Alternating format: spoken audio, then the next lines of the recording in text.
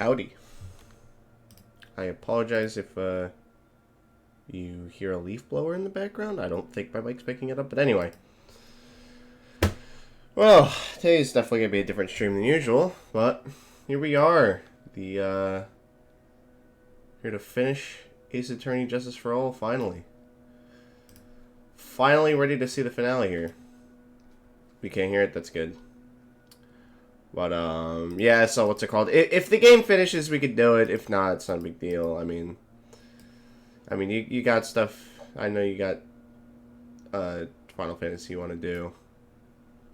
But, I also, you know, speaking of videos, I gotta get to editing myself. Oh my gosh. I gotta get to that. Definitely gotta put some time into that. But, let's do it. Let's get started.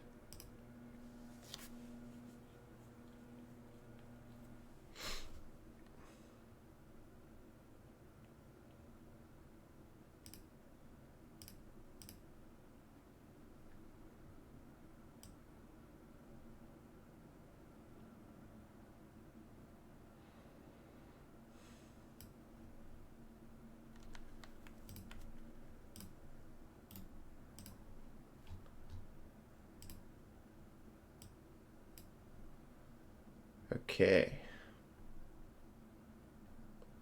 Yeah, like I said, the game's probably gonna take a while, but anyway, let's do it. Let's get into it. Is the sound coming through good? Yeah. I should maybe turn it down a little bit. That's pretty loud. Put it like here. I think that's good enough. Yeah, I think that's alright. It sounds fine, right?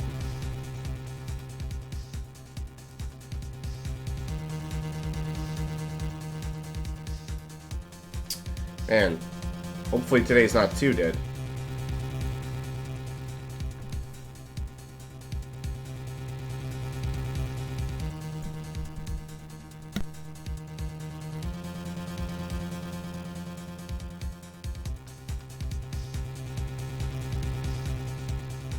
Cool. Alright, so we left off. Oh yeah, the paper here. Okay, there are two deadly pieces of evidence, the figurine and the suicide note. Maybe somehow I can find a way out of this situation through one of those. The gavel's already in the judge's hand. Phoenix, hurry! The suicide note or the figurine? Which of these should I pursue?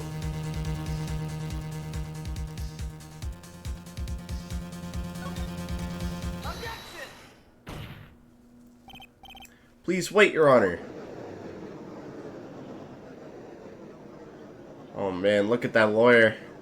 He's still going at it.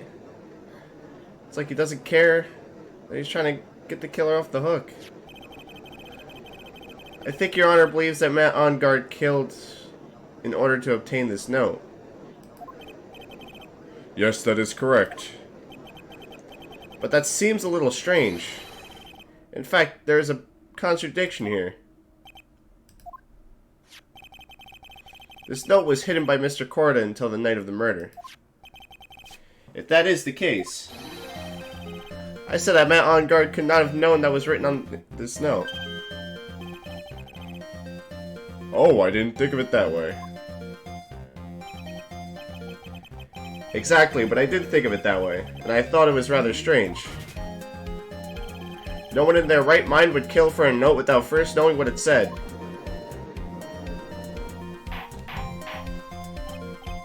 Order, order, order! You make a valid point, Mr. Wright. Mr. Edgeworth, what is your opinion? It was just a flash, but I think I did rather well on this one. Unfortunately, I think he believes differently. I believe a show of appreciation is in order. Uh-huh. The defense seems to be in love with wishing more despair upon itself. I would like to direct the court's attention to this. What is that? It is a very small video camera, Your Honor. This type of camera is commonly used as a means of spying. Spying? What the? I thought that spy camera was in my possession. Matt Engard and the victim both thought of the other as their biggest rival. They even went so far as to use this type of item to find each other's weaknesses. And the victim, Juan Corda, was being spied on. His personal life was being watched by none other than Matt Engard.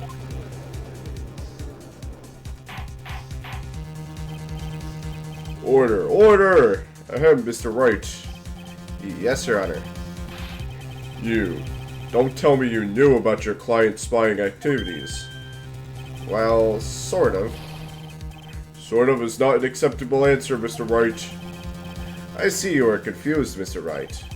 You're probably thinking, but I have the camera that was in that stuffed bear's eye. But this camera that I have is not that same one.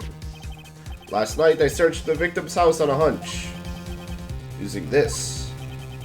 Gumshoe's bug sweeper. By the way, Mr. Wright, the defense's fingerprints were found on this camera. And Engard's fingerprints were on there? Well, Phoenix, looks like those cameras are hidden all over the place, huh? What am I supposed to say to that evidence? I think this is the end. It's fairly obvious that Mr. Engard learned of the suicide note through this. He was watching the victim all along. He got me good this time. I don't have anything to counter that. Hey, now what's that lawyer thinking? Mommies, I'm in the bed killer guy. Shush, stop, don't look at him. The way he's sweating is just so ew and nasty. Phoenix? Yes, Chief. Have you figured out what you're going to do next yet? What I'm going to do next? Does running away like a frightened child work? I know it seems like Mr. Edgeworth is very close to putting the lid on this case, but in his eagerness to prove his point, he forgot one very important thing. Well, what is it, Mia? There's a piece of evidence that he really should investigate. Something he should investigate? I would really hate to see the good prosecutor get scolded for not remembering to look into the item when he had the chance. Why are you speaking in riddles all of a sudden? Alright, I think it's time we finally understand everything. Well, Mr. Wright, you don't have any further objections, do you? What is this piece of evidence that B is talking about? Can I figure out what it is that still needs to be looked at, or should I let it go? I have an objection, Your Honor.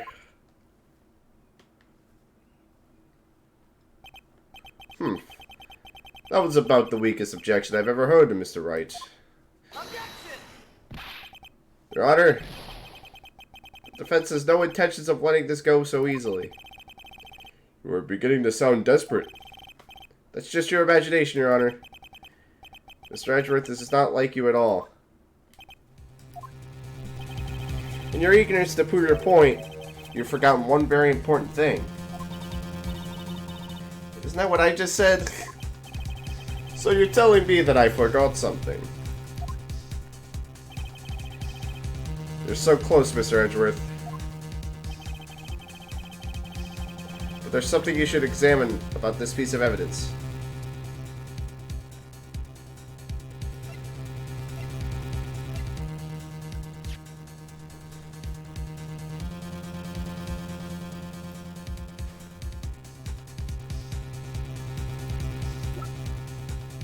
Fuck.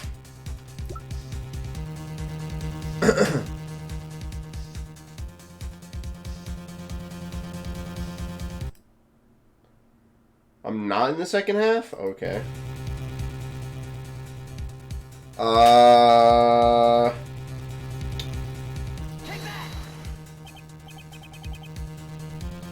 Yeah, no.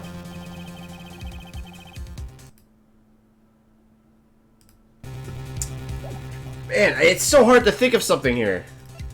How do I defend this fucking guy? This?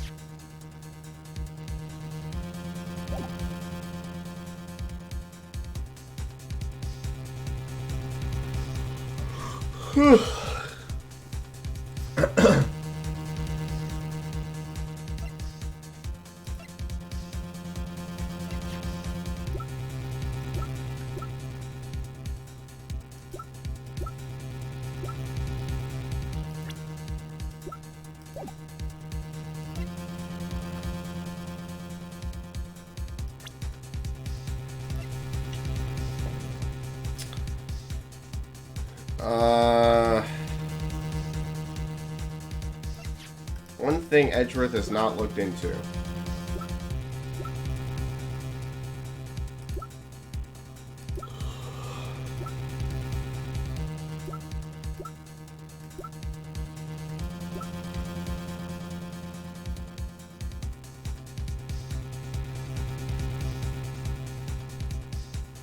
I don't know what it could be, honestly. Like, I can't think of anything. I mean, this case is pretty fucking black and white to me.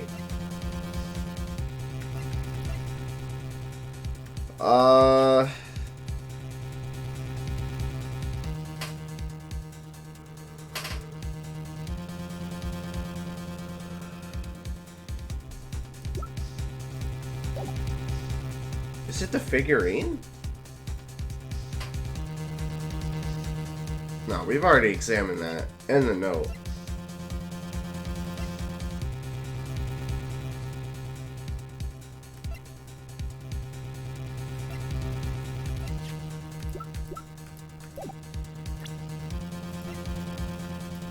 Fuck, man. This is rough.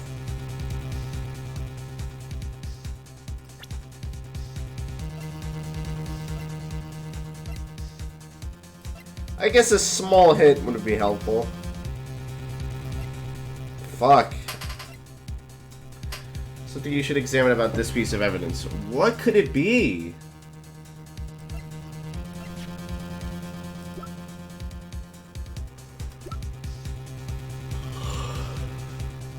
Yeah, I figured it was evidence.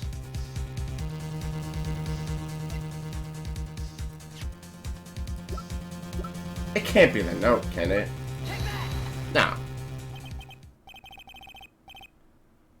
What? That is Miss Impact's suicide note, right? Oh, I was just guessing. What? Who knows?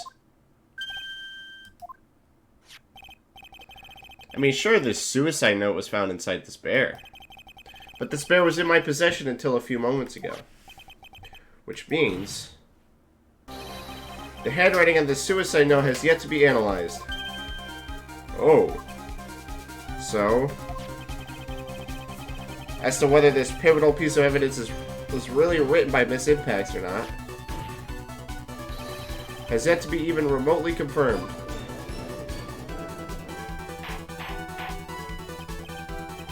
Mr. Wright, you can't seriously be suggesting... Mr. Wright, are you saying this suicide note is a fake? Miss Andrews, you were the one who tried to pin the murder on Mr. OnGuard. Who's to say you didn't create a fake suicide note and put it into this bear? But how dare you? Your Honor, the defense is indiscriminately accusing the witness again. There is no evidence linking the witness to the suicide notes whatsoever. But if this is a fake, then the witness is the only person who can have made it. What? Recall the witness's testimony concerning this figurine. The only person other than the victim who could solve the puzzle is the witness herself. Miss Andrews, you wrote this note, didn't you? You wrote it so you could use it to frame Matt OnGuard. I did no such thing. Right, if you're going to pronounce this suicide note a fake, then show this court some evidence to support your theory. Mr. Edgeworth, you were the one who presented this scrap paper as evidence. That means the burden of proof lies with you, the prosecution. That's enough. Mr. Edgeworth, can you confirm the handwriting on this suicide note? It is as the defense has stated, the handwriting is yet to be analyzed. If that's the case, it seems that yet again we have reached a point where our verdict is impossible. That's impossible. This isn't good, Phoenix. The judge is going to carry this trial over one more day. I don't think Maya will physically be able to make it another day. I didn't want to have to do this, but I don't have a choice. I request that both the prosecution and the defense further investigate. Handwriting analysis, my ass. That's just the lawyer trying to buy more time. On guard is guilty. Look, any idiot can tell you that. I think we've reached the end of the line. Mia, no. Guilty, guilty, guilty, guilty, guilty. Oh my gosh.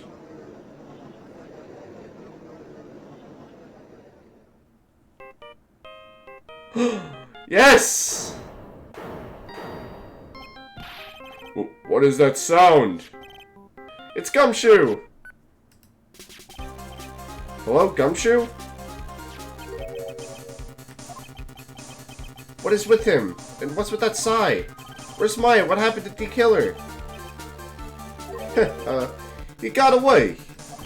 What? I'm sorry, pal. I really am, but I don't know what to say besides I'm sorry. I wish there was some way to make it up to you. I really do. Anyway, what's going on? You found his hideout, pal. But the two of them were already gone. This is terrible. I'm gonna keep looking for him, pal. Don't you worry. I just need a little more time. But don't tell me we don't have any more. Guilty, guilty, guilty. Oh, fuck, man. This is fucking wild. Do you hear that? They're calling for his head. Mr. Wright, I can't. For us to come this far and... Oh! What is it? Let me talk to Mr. Edgeworth. I can't do that. Mr. Wright, would you please get a hold of yourself? Yes, Your Honor. I'm about to end today's proceedings. You may take your phone calls after. Hold on, Your Honor. Edgeworth, catch. Mr. Edgeworth! Please, you gotta buy us some more time! Court is in session. I'm sorry, Your Honor. You were saying? Mr. Wright, this is a court of law. I'm sorry, Your Honor, but... I am reluctant to do this. However, it appears I have no choice but to suspend proceedings until tomorrow. This time I really can't do anything. Court is now adjourned for the day.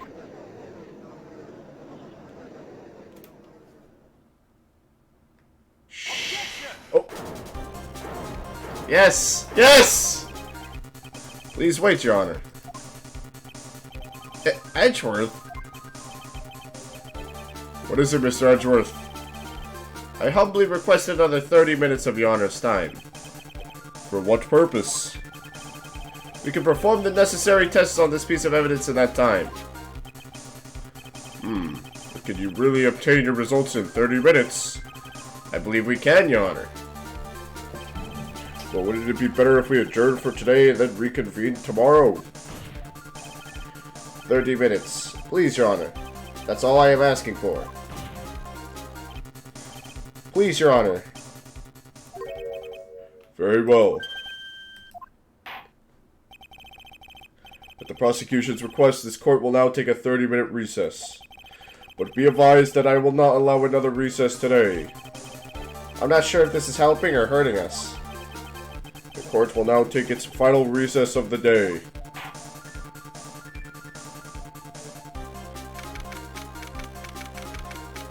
Oh shit. 2:04 p.m. District Court, defendant lobby number 3. Right. Well, what is going on with Maya's situation? The killer. It looks like he got away again. Sorry, the battery just fell. I don't know where the fuck it went, but... I'll find it later. 30 minutes. We can't find her in that time. Oh my gosh, Gumshoe, please. Report. Ah, is that Edgeworth? We don't have time, just spit it out. Right. It looks like we just missed him, sir. But the killer left a few things behind by accident in his rush to get away. A few things? Can we use any of them as evidence? I thought you'd ask, pal. I've got the things he left with me right now and I'm on my way over. Really? That's odd. Any items like that are usually sent to the crime lab first. We don't have time to wait for those guys, sir. When those guys weren't looking, I swiped the stuff and ran. What? Well, I'm not a detective anymore, so I had to. I'm really sorry, sir, but I gotta put the law on hold for now. Sounds bad. I hope he doesn't get in too much trouble over this. With my hunk of junk car, I'd say I'd be there in about 20 minutes, sir. Don't worry, I'll be there. Wait for me. Alright, just get here in one piece. I'm on a mission and no one can stop me, sir. No one. I'm pulling out all the stops and running every red light. Items left by the murderer, huh? Maybe there's something among them that will be decisive enough to end this.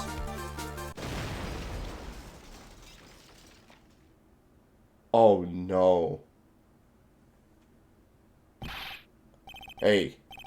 What's wrong? Detective Gumshoe. Answer me. No, no, no, no. Oh no. No! But, oh my gosh, dude. Oh, Gumshoe, man. What? What happened? Sounds like he had an accident. I'm guessing his cell phone broke as well. Fuck, dude. What was he thinking? We've gotta hurry and call for help. We have no idea where he is. His cell phone is broken and he wasn't driving a patrol car, so no radio either. Also, if we don't get to those items before they do, the police will take possession of them. No, we can't let that happen. Well, if there is a way we can find out where he is, then we stand a chance. Gumshoe. Why did Gumshoe have to get in an accident now? Is there any way to find out exactly where he is at the moment? That's right, there is a way. What? How? I'm sure we can find out where Detective Gumshoe is through this. The transceiver?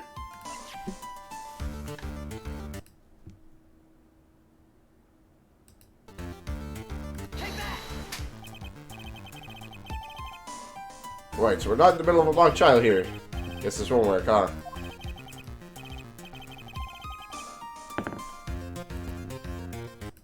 Okay, maybe it isn't the transceiver.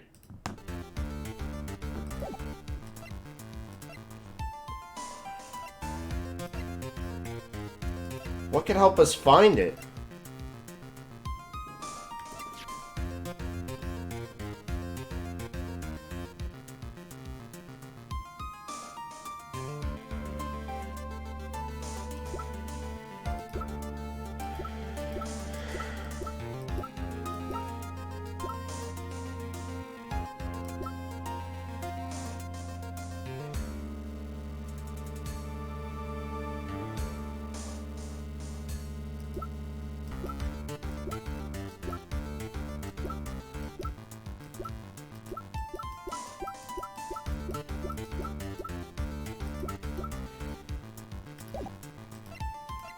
I don't know, I would assume I can... I would assume I have what I need here.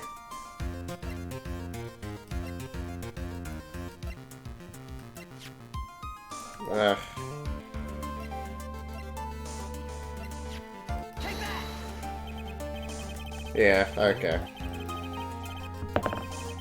I guess it's up to me. Alright, I'll think of something on my end. Don't get your hopes too high, but I'll try my best. Did I say something wrong? Edgeworth. What is it? I don't have any right to judge anyone ever again. I know my client is guilty.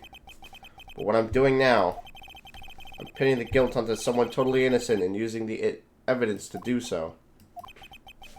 It might be my turn to say. Defense attorney Phoenix Wright chooses death. Right. It doesn't suit someone like you to cry useless tears. Whether you did your job well or not, that can only be seen after the verdict has been decided. The verdict? Is Prosecutor Edgeworth here? Yes, bailiff. There's a phone call for you, sir. They said it was extremely urgent. They're probably finished with the handwriting analysis. I have to go take this call. In the meantime, think hard about what it is you must do. Shit, man. What the fuck? Oh, man. This is fucking crazy. What the fuck?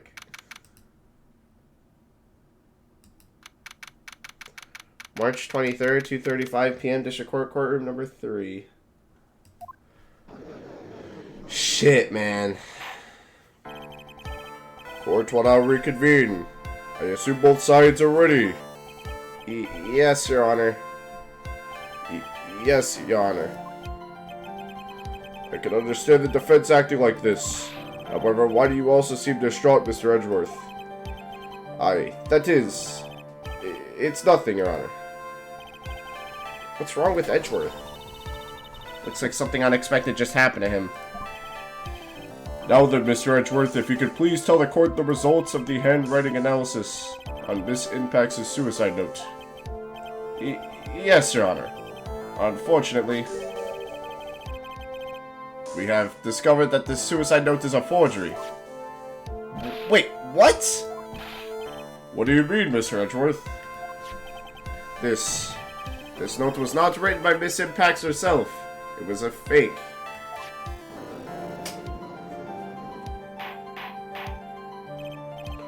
Order. Mr. Edgeworth, would you care to explain what's going on? If this was not written by Miss Impacts, then who wrote it? We would need more time to do a more detailed analysis. However, it appears that the handwriting matches that of the victim, Mr. Juan Corda. Mr. Corda? Well. Looks like Miss Impacts never left a suicide note after all. She never wrote anything about On Guard. However, Your Honor, even though this suicide note is indeed a fake, Mr. On Guard could not have known that, and so that facts remain unchanged. Acting under the assumption that it was real, he had plotted to possess it. That does sound very plausible. This theory that On Guard had no idea that the suicide note was fake. Something seems a little wrong with it.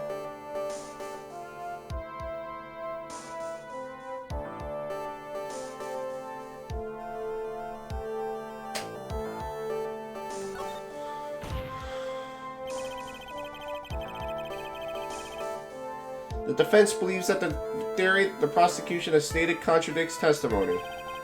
If everything the prosecution has proven up to this point is true, then it's impossible for Mr. On Guard to have known that it was a fake.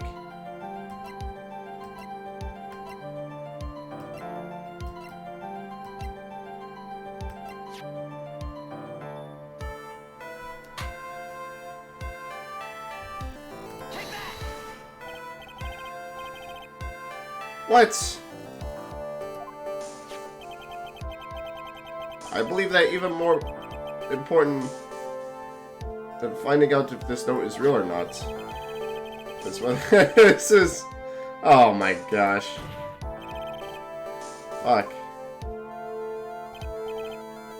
Okay.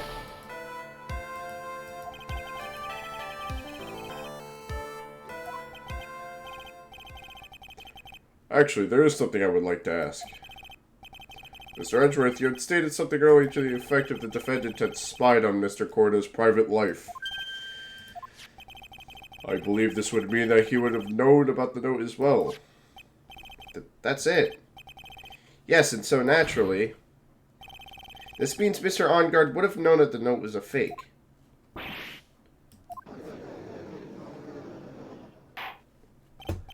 Order, order. See here, Mr. Wright. Yes, Your Honor.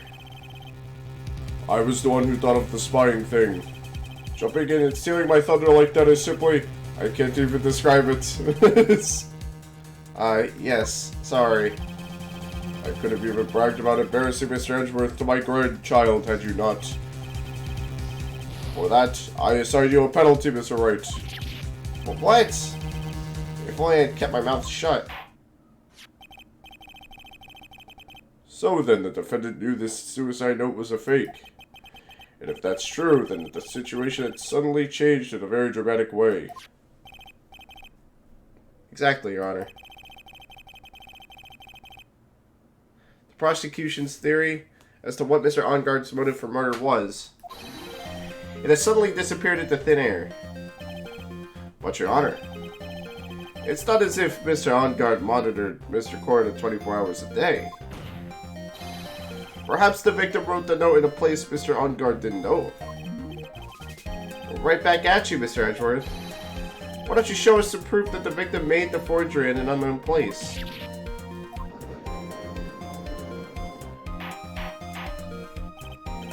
Order, order! Mr. Edgeworth. It looks like this time it is you who dug his own grave. As I figured. As you figured. As I figured, it came down to this after all. Mr. Edgeworth, you're not making any sense. When I heard the results of the handwriting analysis, I thought this might happen. The question is, what next? What next? If the prosecution can't prove Mr. Onguard's motive through the evidence, then we must prove it from another angle. Well, I agree with you there. Your Honor, the prosecution would like to call a witness to the stand at this time. Oh, well that's fine. However, this witness is a little unusual. Edgeworth stirring? This isn't like him at all. Unusual? Well, what sort of witness is this person, Mr. Edgeworth? This witness is one who is perfectly fit to answer once and for all the questions of who was it that hired Shelley D. Killer to commit murder? That's impossible. Who in that? No, you're not gonna get on guard. No such person exists who can answer that question with such certainty. Yes, Mr. Edgeworth. Who is this witness? It's yes, go on. Who is it? The man himself. Mr. Shelley D. Killer. Oh, Mr. D. Killer. Wait, Shelley D. Killer? You mean the killer? I mean the assassin. Yes, Your Honor. He's coming here, to the witness's stand. Well, yes, in a manner of speaking. I recognize this is a very unusual circumstance, so I ask for your position. How? How is he gonna get here? Well, Mr. Wright. Yes? Is this alright with you? Do I have a choice here? I can't really do much else to drag this trial out. The defense has no objections, Your Honor. I wonder if it really is alright to do this. Very well then, the prosecution calls our witness to the stand. What? Edgeworth? Is there no other way left to us? Now then, witness. Your name and your occupation, please. Oh no. Oh no, no. Very good, sir. My name is Shelley D. Killer and I am a professional assassin. I say. What is going on here? Your Honor. How can you remain so calm? What is the meaning of this two-way radio? Actually, Your Honor, it is delivered to me just now with and it came with a condition.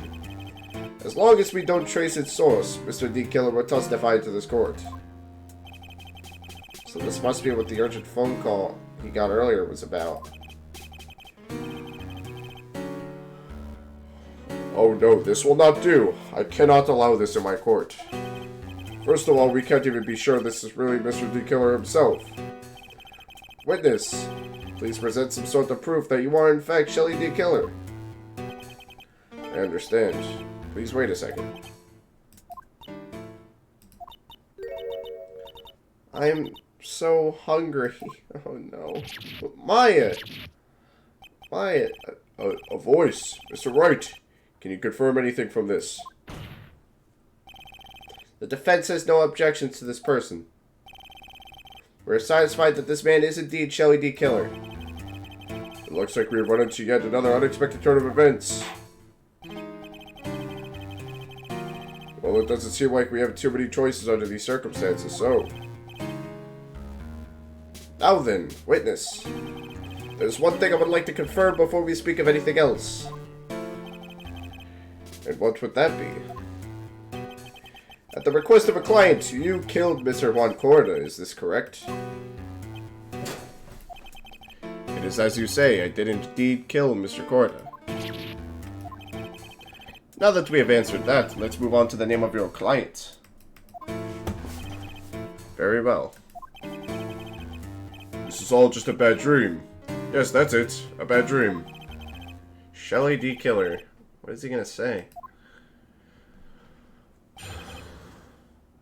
Witness testimony about my client. There's something I must first say. To an assassin, nothing is more important than the trust between a client and himself. And that is the reason I am here today on this witness stand. It is my wish that you grasp this concept before I give the name of my client. Mr. D. Killer seems to be a very clever man. I'd almost say he seems to be mocking us. While he may appear to be our enemy, Your Honor, Mr. D. Killer is only stating the truth. He is no hypocrite. He has only stood by this one belief. You mean about this trust between his clients and himself thing? It seems to be a level of trust beyond what people like me can comprehend. Well, Mr. Wright, are you ready to cross-examine the witness? Yes, Your Honor. There's no way to know what's coming next, so stay cool and collected, Phoenix. Oh boy, here we go. Cross-examination about my client.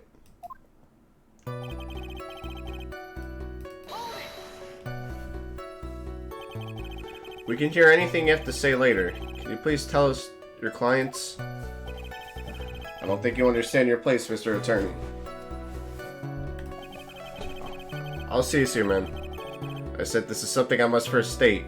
Do you know what the word first means? Is it sorry? Go on. Oh, it appears this is one witness you can't badger, Mr. Wright. That's only because you don't know about Maya's situation.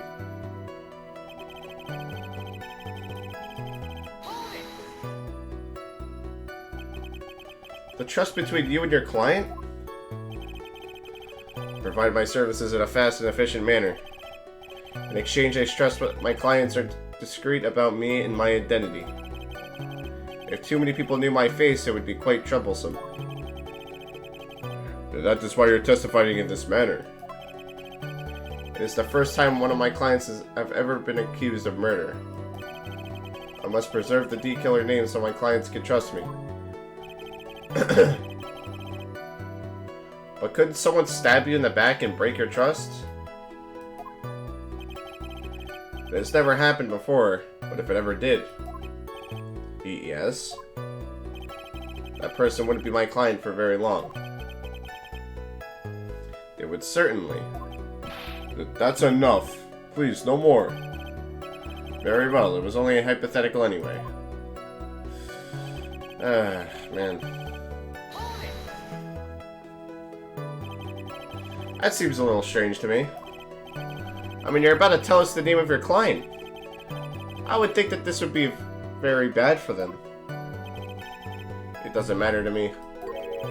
This client has already broken the rules and acted outside of their prescribed role. Their role?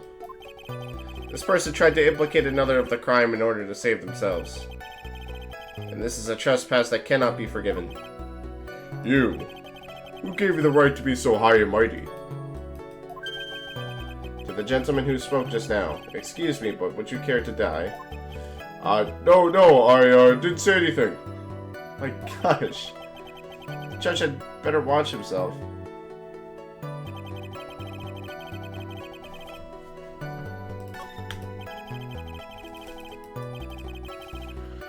Just tell us the name already. Patience, try to calm down a little. It's important to try and understand his mindset. He seems very steadfast and ready to close, so you're gonna have to work to get him to talk. I'm not his therapist, you know.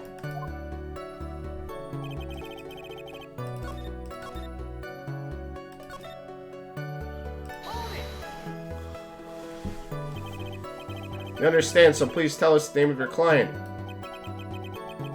I'm afraid I cannot do that. I still have a few things I must say before I do. Ugh. That egomaniacal. It's not good for your health to be so aggravated. You won't live very long if you let everything bother you. Somehow, that coming from an assassin makes it less than comforting. I don't really care about all this extra fluff. Just tell us the name already. Alright.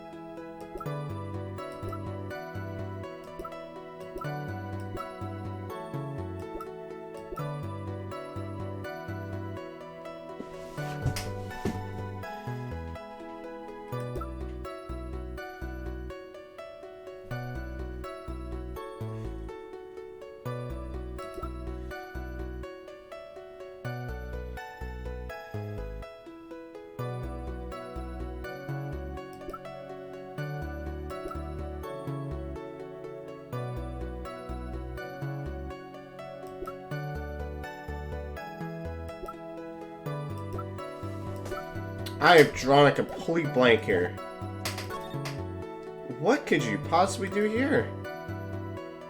I mean, like, There's something I must first state. To assess, nothing is more important between the trust between the client and himself.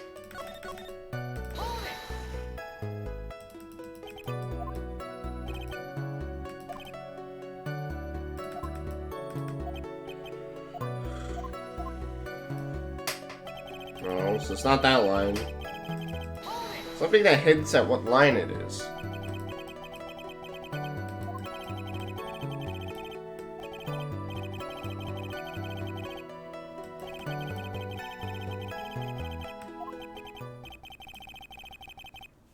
I'm sorry, but I was wondering about something you just said. You said that your client had already broken the rules. The person who frames another is the worst kind of human.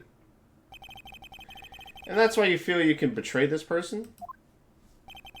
I have no trust relationship with a client who can't understand their assigned role. Just my luck. An assassin with a conscience. Who would have figured?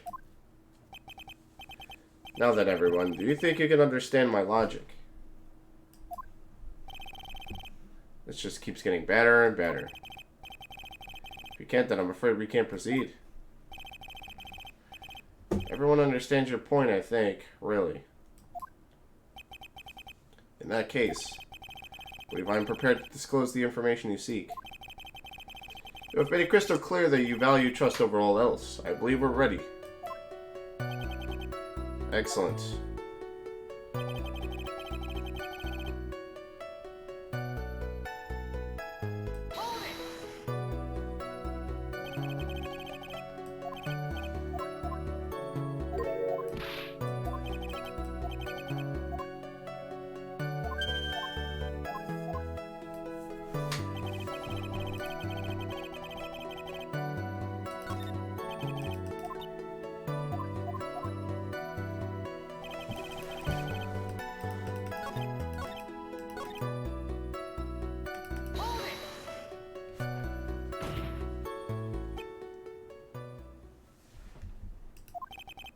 What is it? Now I can't bring myself to ask the client's name. If you can't ask it, Mr. Wright, then I will. Witness! What is the name of your client who requested the murder of Mr. Juan Corda? That person's name is...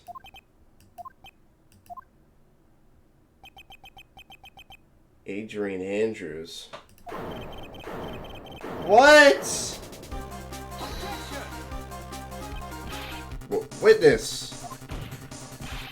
That's not how you told me it was. That's not how you told me it was earlier.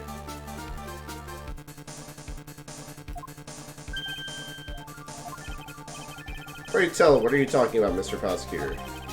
I should think I know my own client, and it is Adrian Andrews. What?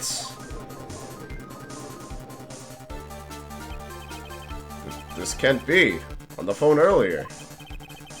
What's going on here? My guess is that Mr. D. Killer just stabbed Mr. Edgeworth in the back. Stabbed Edgeworth in the back? I'm sure in order to get an audience with this court, Mr. D. Killer told him a different name. Matt Ongard, perhaps. I knew it. Oh, fuck. This is crazy. This is insane. This is outrageous. I was deceived. This witness is telling a very serious lie. But you were the one who summoned this witness. Ugh. You, Shelley D. Killer. My testimony is the truth. The defendant at the moment is Matt Ongard. Am I correct? All I wish to do is help procure his acquittal. Good. Wow. All of a sudden it feels like we can actually win this. Yeah. The prosecution has failed to provide a motive and has instead provided this suicide note, which is a forgery created by the victim. Furthermore, there is a possibility the defendant himself knew it was a fake. But most definitive of all, we have heard this from the assassin himself, the name of his client. Mr. D. Killer's client who requested the murder was not the defendant at all. No. With all this evidence, it is obvious to me this means that Mr. Matt Ongard is innocent. Oh my gosh. I seem to have caused you all a bit of confusion. Please continue your discussion and call me when you have reached a verdict. Bailiff, please bring Miss Adrian Andrews in immediately. What now? With the way this is going, Ongard will be found innocent. This may be our last chance to save Maya. Yeah, but Edgeworth is right. The killer is lying. And Ongard, my client, I know he's guilty. Can I live with myself if I win this? Who would have believed that the prosecution's own witness would absolve the defendant? Your Honor, the prosecution requests permission to further question the witness. Shelley D. Killer is certainly lying under oath. It wasn't me. Listen, everyone, please. That testimony just now, it was all one big lie. Miss Andrews, the suicide note may have been a fake, but that man, Matt, he's the reason Celeste died. And Juan's death, it was all because he got pulled into Matt's twisted world. This is so fucked. That testimony just now, you have to believe me. It was a horrible, horrible lie. But Mr. D. Killer himself has testified. He has named you as his client. No, that's not true. Also, there's quite a bit of evidence that points to you. The knife and button, donning the Nickel Ceremony's costume. But that's... You even have a motive. We know that Miss Celeste Impax was a large part of your life. You wanted to follow her, and you wanted revenge against the two that hurt her. I would say you have plenty of reasons to want them both dead. No. Mr. Wright. You know the truth. Tell them. Tell them the real story, who the real killer is. Tell them. Please, help me. Yes, I know the truth. Shit. Mr. Wright. Yes, Your Honor. I believe we have reached the end of this trial. Therefore, I ask the defense for any final words or opinions. I have to decide. Do I take the not guilty verdict and save Maya? Or do I throw this chance away and wait for Gumshoe's new evidence? We have to trust Gumshoe. We can't convict an innocent woman. Fuck.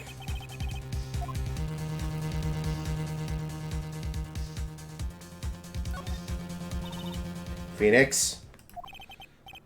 I can't do it, Mia. I can't accept a not guilty. You are a lawyer. I know. But Matt Ongard is a killer, a murderer. I can't let him get away with this. I can't let someone else take the fall. If I let Miss Andrews be convicted, then I'm no better than Ongard. And even though I don't want to admit it, I have to face the fact that it is because of Edgeworth that I know now the real truth. He could have gotten Ongard convicted so many times over, but he never took a single one of those chances. If I take this verdict right now, I'd be betraying his trust. His trust? I never thought about it until now. I trust him? Yes, you do. Mr. Wright, your opinion, please. The defense requests that we be allowed to further question Mr. D. Killer. Am I hearing you correctly, Mr. Wright? Right. But... That witness has cleared your client through his testimony. Your job here is done. I'm not done yet. To see through with this witness's lies and find the truth. That is my job, Your Honor. There's still more evidence to look at. And I'm sure that once those pieces arrive here in this very courtroom, a miracle will occur. Oh, fuck, this is wild. Very well, the trial will continue. Mr. Edgeworth, please re-establish connection with Mr. D. Killer. Right away, Your Honor.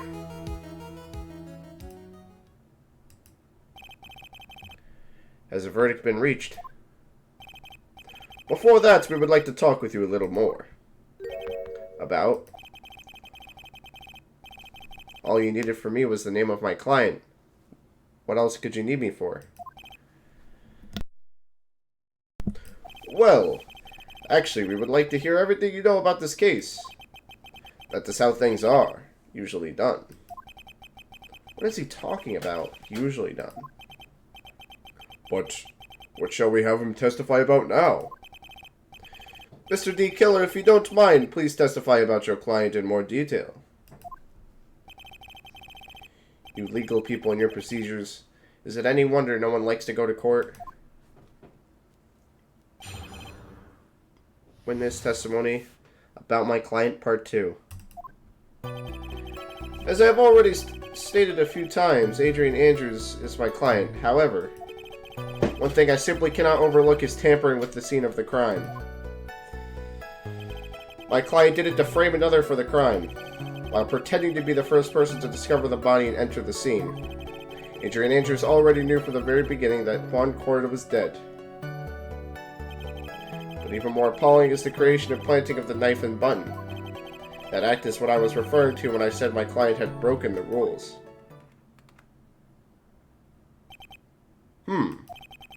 This is a most unexpected turn of events for the fifth time now. However, this time everything has finally been revealed. Just a second, Your Honor. Yes, Mr. Edgeworth. We still have the cross-examination to do. But you don't need to question testimony like this. Do you, Mr. Wright? Your Honor, the defense will question the witness. As if I have a choice here. Huh? Why? What this witness has said is nothing but beneficial to the defense's case. If you scrutinize the testimony, then I'll expose the lies in that oh-so-beneficial testimony, I suppose. I don't understand what's going on anymore. That makes 2 of us. Cross-examination about my client, part 2.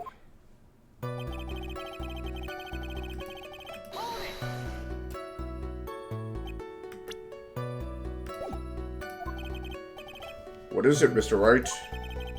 If I press him the wrong way, it might raise suspicions on his end. But I have to do something to waste more time.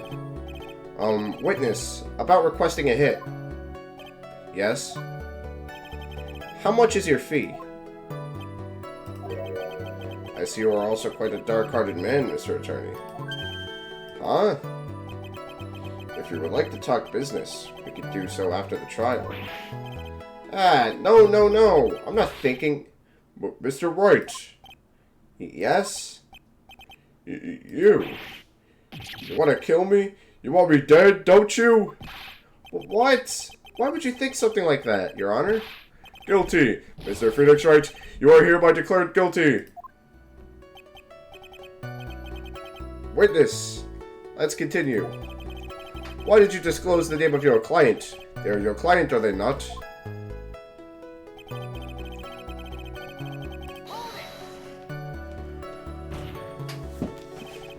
I would think that most people wouldn't be able to overlook a person hiring another to kill. If I had a problem with such a thing, I wouldn't be very effective at my job. Yeah. Well, a change in occupation might be good for you. However, I will say this. Even though I am the one who does the deed, my clients are always the real guilty party. That goes without saying, Mr. D. Killer. And their fate is to live with the knowledge of their guilt on their shoulders. However, my client this time has thought that they could run from their guilt.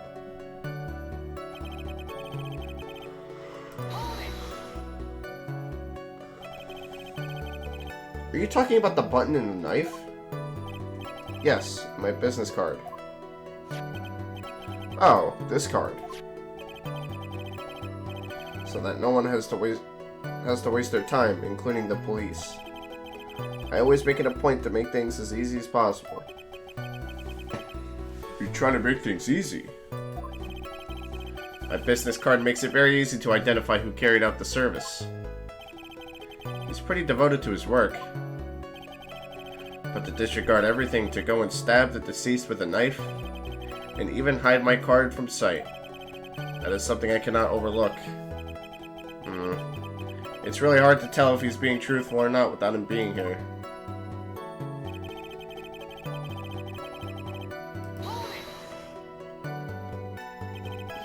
So you're saying most clients wouldn't do such a thing? That is correct. Usually most people try to create an alibi for themselves. If you should use my services, Mr. Attorney, I suggest you plan for your alibi too. No, I already told you I have no intention of ever using your services. Why does he keep looking at me like I'm the one on trial here?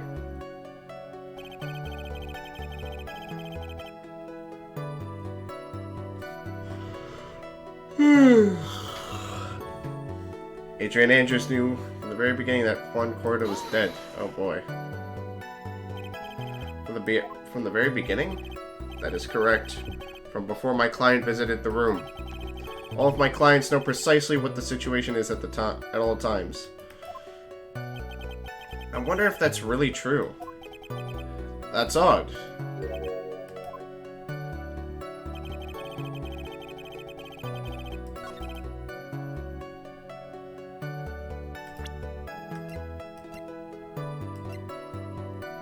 That contradicts the testimony. From the very beginning? That is correct. From before my clients visited the room. All of my clients know precisely what the situation is at all times. I wonder if that's really true. That's odd.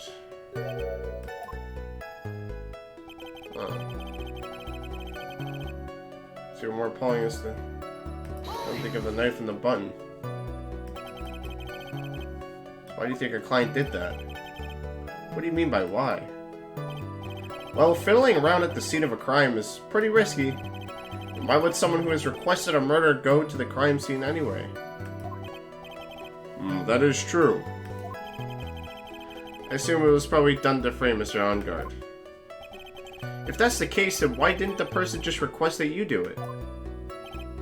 Sadly, that is not possible. Huh? My job is to kill, that is all. And to leave my business card behind, naturally. The business card is so my clients may escape blame. To protect them is my duty. Even if they say it's for revenge, setting someone else up to take your fall.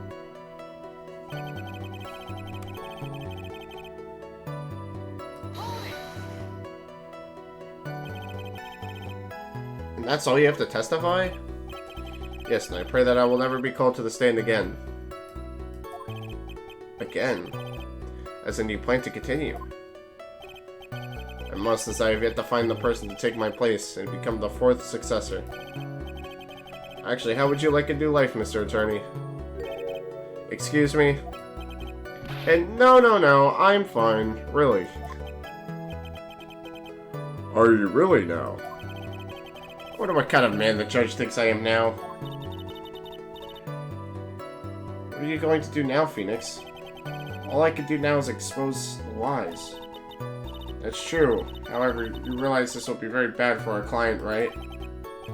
Ugh, I'm so confused. The one thing I know for sure is I can't let this trial end yet.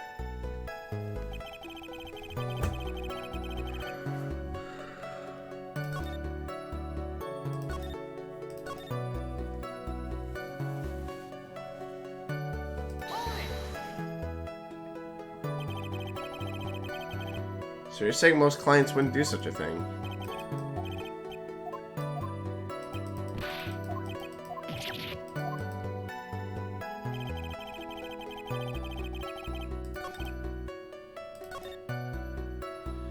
My client did it to frame another for the crime, while pretending to be the first person to discover the body and enter the scene. Rangers already knew from the beginning that Juan Corda was dead. But even more appalling It's this creation planting of the knife and button.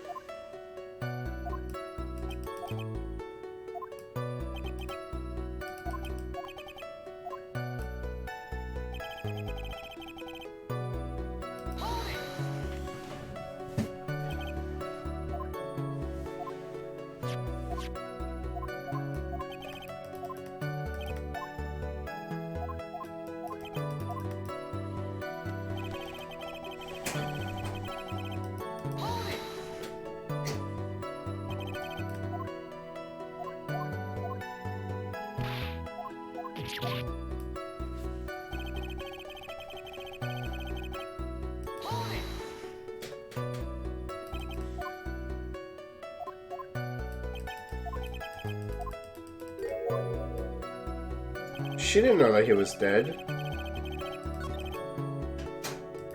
She did not know that he was dead.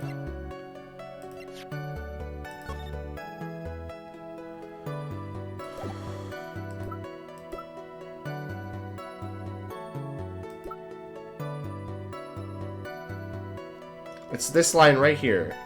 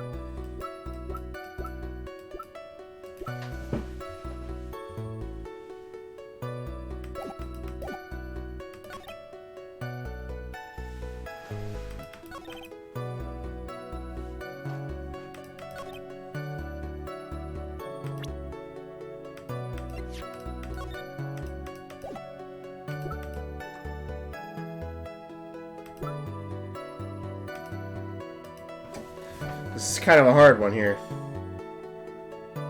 Fuck. I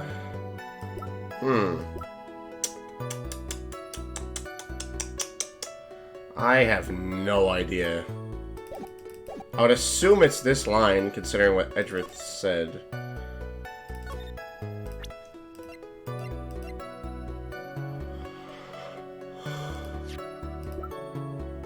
All I know is that her earlier testimony, she was saying that she didn't... that might not be it, though.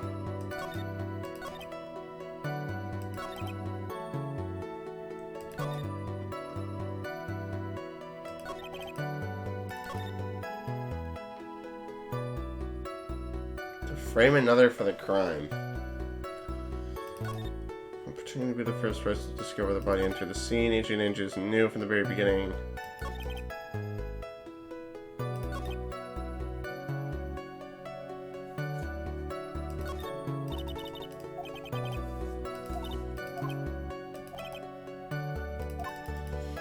Man, I don't know what to put here.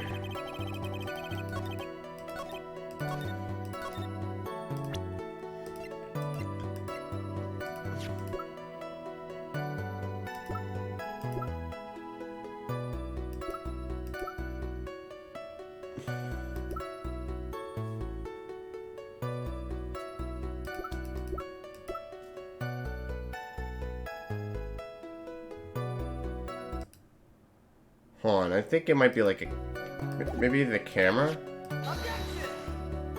No.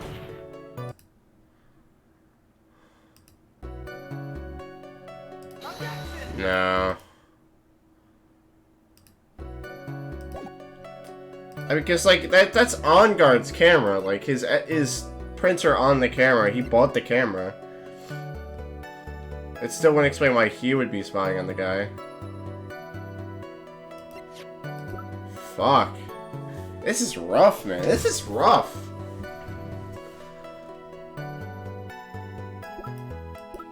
I mean, I know at this point we'd be trying to prove that she didn't know. But...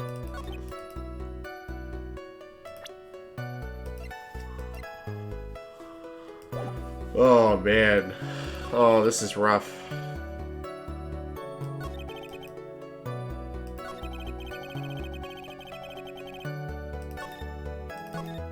Fuck. Can anyone hand me a hint? Is anyone in chat? Shit.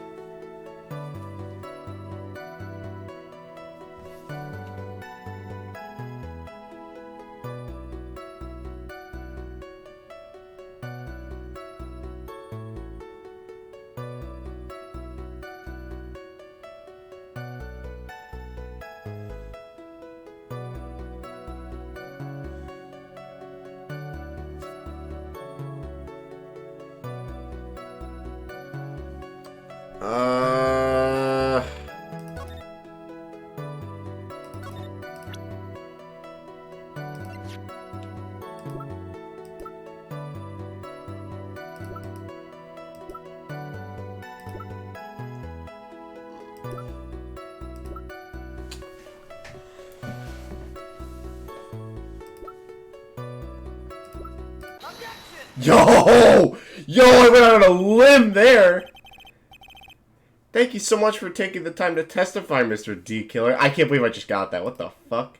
I was not expecting that to be the answer. I went out on a limb and think, oh, maybe she poured the tomato juice because she didn't know. What is the meaning of that attitude? When Adrian Andrews entered the victim's room, your client had no idea that Juan Corda had been murdered. But how? How do you know that? From this wine glass, Your Honor. The glass. Mr. D Killer's supposed client thought Mr. Corda had only fainted, which is why this glass of tomato juice was poured for the victim. Wasn't that just a part of Adrian Andrews' calculated plan? That is not possible, Your Honor. This glass bears the fingerprints of that person. Had this been planned, they would have never left their fingerprints behind. I see your point. Mr. Edgeworth, what is your opinion? Strangely enough, I had the exact thought just now. Witness, how do you explain this strange phenomenon? Isn't it a waste of time to ask about such a minor detail? It's not a very important point anyway, correct?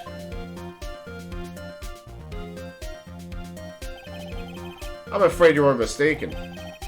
If Adrian Andrews really is your client as you claim, then your client should have knowledge of Mr. Corda's death. If not, then that can only mean that Adrian Andrews was never your client at all.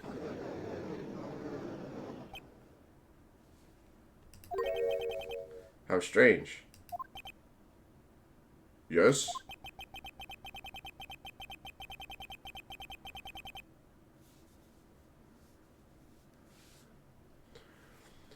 Why is it that the attorney has yet to raise an objection at this absurd situation? Phoenix, if the killer figures out what we're up to, we're in real trouble. Yeah, I know. Mr. Edgeworth, I'm surprised. You know, you can't say things like that without any evidence. Ah, sorry. That sounded like an awfully weak objection to me. Anyway, I'm positive there was a contradiction in that testimony. The prosecution requests further testimony concerning when the request was taken. Very well. Right now I have to buy us more time. While we wait for the items the killer left behind to get here, I just know that the very outcome of this trial lies with those items. Witness testimony. Request taking. Shit, man.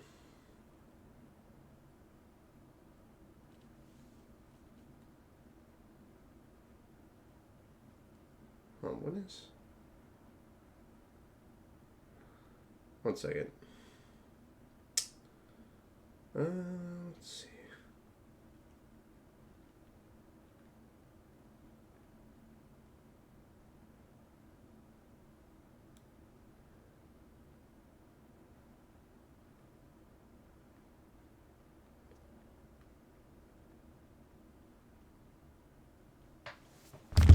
Okay, request taking. This request came to me, about a week ago. It was a request for my services on the night of the awards ceremony. We met at a certain bar to discuss and finalize a few matters. That is what occurred. I trust my memory and I believe that I've made no mistakes. Oh boy. Oh boy, boy.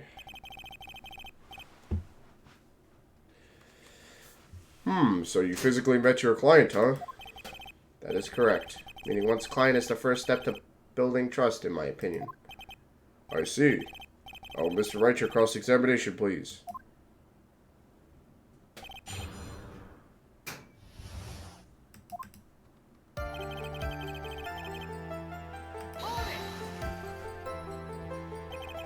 One week ago. Are you sure? Yes, I'm quite sure. I, of course, had my preparations. I was barely able to finish. When you request my services, Mr. Attorney, I hope you will keep that in mind. Please, stop. In any case, my client this time had a very specific date and time in mind. A specific date and time?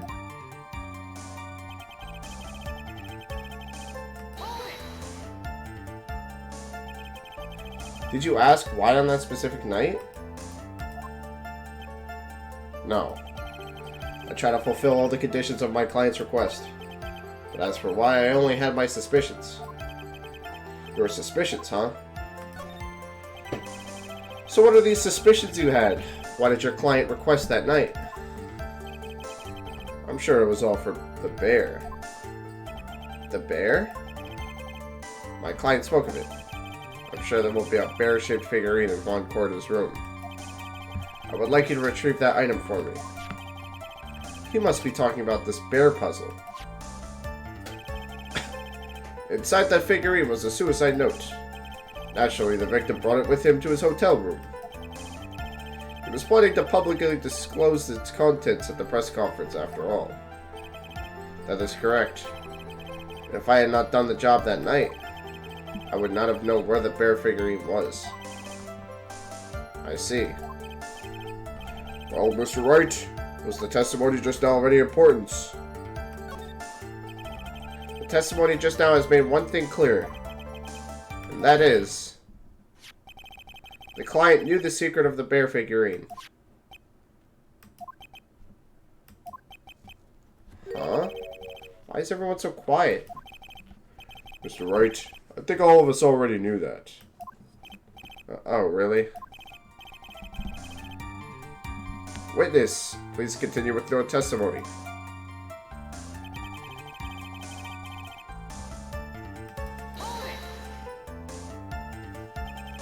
So you physically met Adrian Andrews, right? Of course I did. What was that? What was that brief... What was with the brief pause? Witness, I would like for you to give us a few more details. I always meet my clients as a matter of principle. I have never taken a request by telephone or mail. And why is that? That's because I value the trust between a client and myself above all else. And the only way to establish that is to speak of the client while looking them in the eyes. Oh, Mr. Wright, was the testimony just now of any importance? Of course, it was very important, Your Honor. If Mr. D. Killer had met his client before the murder, then it's unlikely he is mistaken. So you're saying that his client really was Adrian Andrews? I guess so. Oh boy. You see, it is just as I said. Ugh. I'm so lost. Who the heck am I supposed to be helping here? Calm down, Phoenix. Think carefully and relax. Now then, would the witness please continue?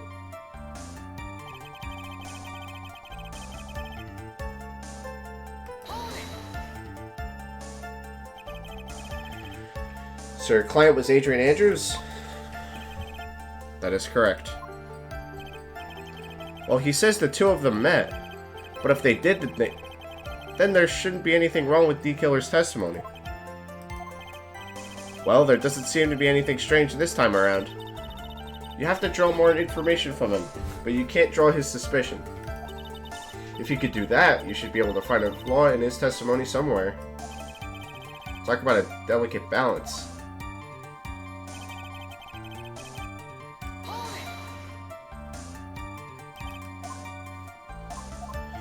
Alright. We pressed every single thing. The question is, where do we go now?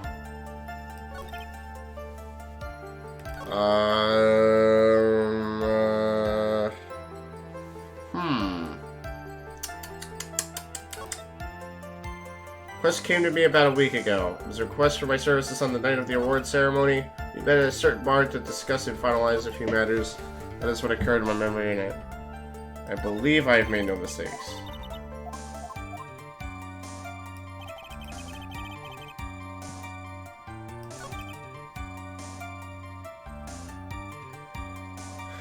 It was a request for my services on the night of the... Okay, hold on.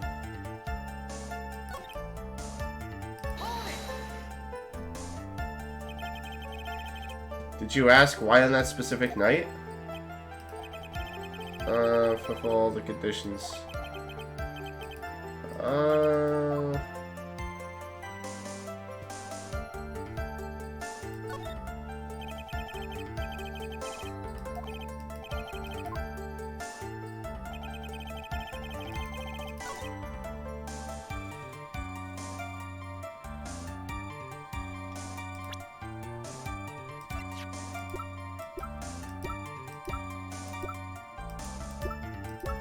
What could I present then? I don't think that's it though.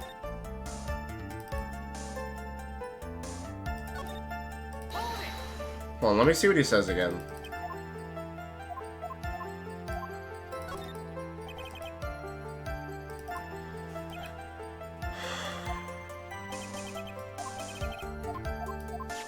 The bear.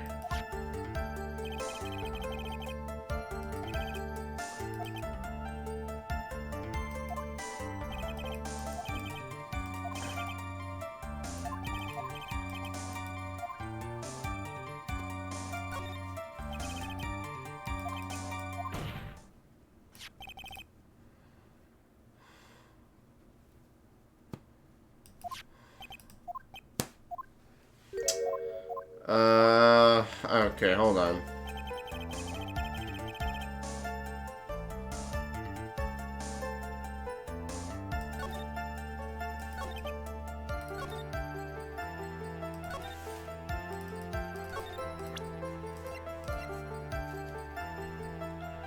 He's safe here.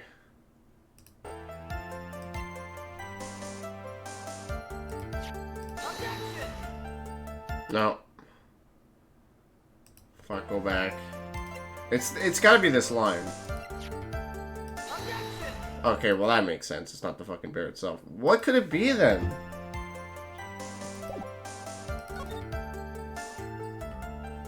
Came to me, oh, about a week ago. It's not that one. Okay, it could be this one.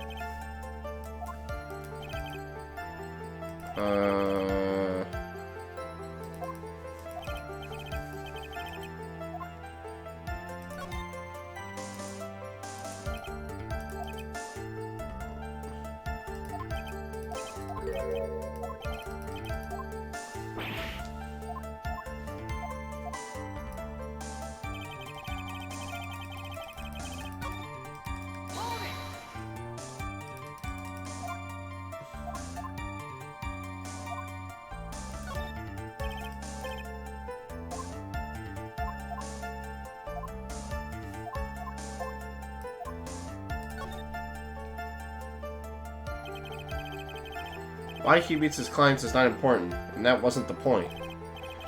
Witness, please stop sidestepping my questions. What do you mean by that? My question was, did you really meet Adrian Andrews in person? I've already told you, Mr. Wright, I did. It's only through talking with him face to face that I began to trust him. That's when I thought I could trust this person as a client. It's sure what they say about talking face to face. Well, Mr. Wright, was the testimony just now of any importance? If I heard what I think I heard just now, then I think I've got him. Your Honor, I believe the testimony just now was of the utmost importance. Yeah, I figured it was something to do with that line. Huh? Really? If that's the case, witness, please include the statement just now in your testimony. Very well.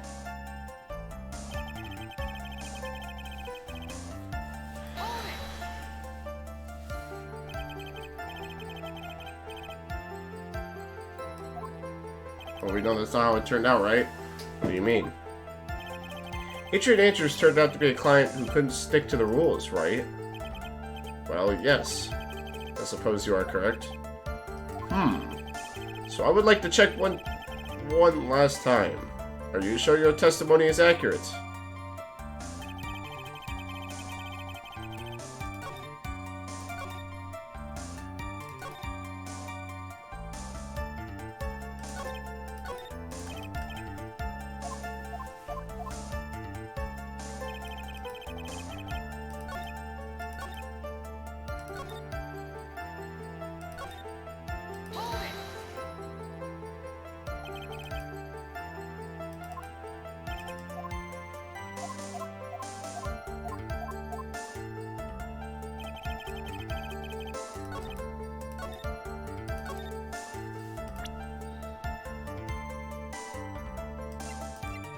Him? What do you mean, him? What? What do you mean, him? Present. You just said him. I'd like to go over this one more time. You met Adrian Andrews at a bar and took the request at that time? Yes, that is correct. And that's when you thought he was trustworthy? How many times must I repeat myself? Yes, that is correct. I'm sorry, but that is an impossible tale. What? Shelley D. Killer? You've never met the real Adrian Andrews. Well, why would you say that? Because he made one very big slip-up. About her. So what is the issue? What did you say just now? About her? If you had ever met Adrian Andrews in person, One look would have told you she's a woman.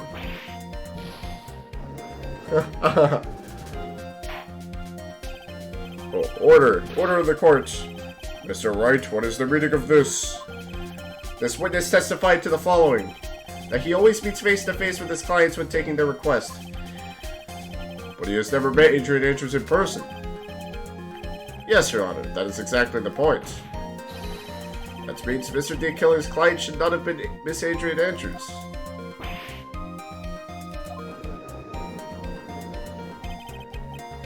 Mr. Edgeworth, I understand your logic on this one. However, why would the assassin make such a basic mistake? I believe it has to do with her name, Your Honor. Her name? Yes, Adrian Andrews is without a doubt a very androgynous name. Yes, I see. Unluckily for Mr. D. Killer, the entire time he was on the stand, no one had stated Adrian Andrews' gender. And so he simply picked the wrong gender to go with. What? What is going on? Shelley D. Killer. This court demands an explanation. I think somehow I must have mixed up the client with another. So does that mean you remember something different now? Yes, of course. Please, if you allow me to testify once more. Here we go. I know he's just gonna spit out more lies. Very well, but this time please give us the truth and nothing but the truth.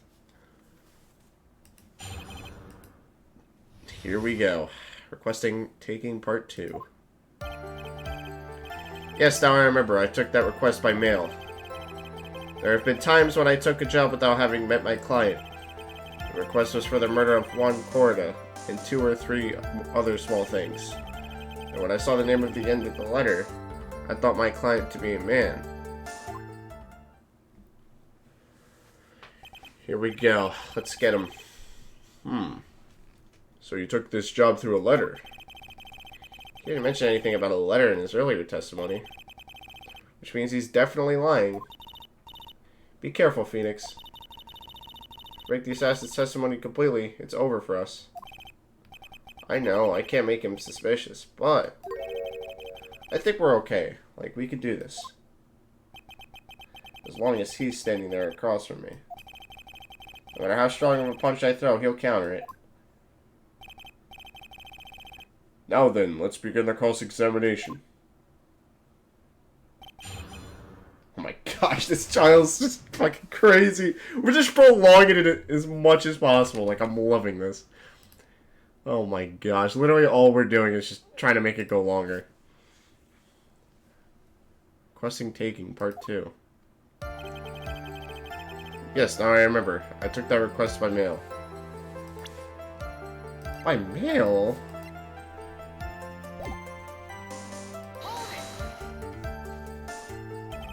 But didn't you just say that you always meet your clients? Yes, I suppose I did say that. However, there are some clients for whom a meeting is simply not possible. But didn't you meet your client this time? No, I did not. Oh, come now. Let's stop with this game of cat and mouse. Using your skill set, your silkiest voice is not going to work on me. Alright then. Just cough it up and confess. Mr. Wright, you can't badger a witness with such harsh words. You're a lawyer, so behave like one and present evidence instead of mindlessly yelling. Now then, do you have any proof that Mr. D. Killer met with his client?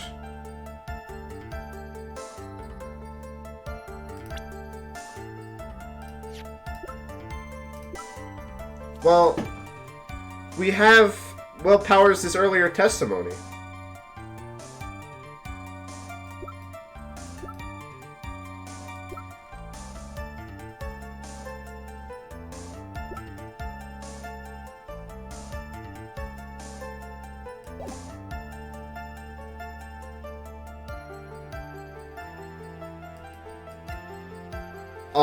I'm gonna say no for now. I'm sorry, Your Honor. Unfortunately, I don't have any proof. I see. Your line of questioning was just another waste of time. Sadly for us, Your Honor, that is the nature of right and wrong.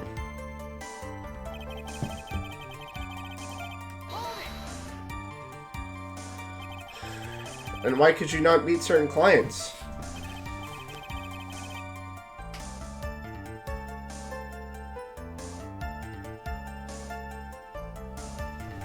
Recently, I've been receiving more requests. If I met each and every client, I would lose some nice business opportunities. Nice business opportunities? On top of which the times have changed.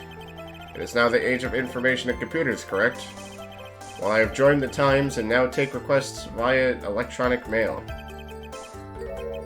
Electronic mail? You have to mail that in a special insulated envelope? Oh my gosh, this game is so old. I'm very sorry. I despise the shortening of words. What I meant by electronic mail is what is commonly referred to as email. Email? The contest of mimicry and the judge would be the parrot hands down. Anyway, so you took this job without having met your client, and... oh boy.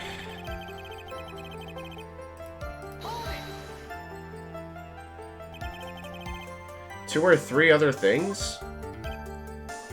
Yes. And what were these other things? A few other things that have nothing to do with this case. What should I do? Should I let him slide with that? It'd be really bad if I push his buttons the wrong way and he gets mad. Fellas, what do we do? What do we do? I think I'm gonna press him. Fuck it, let's do it. Whether or not they're related to this case is for the court to decide.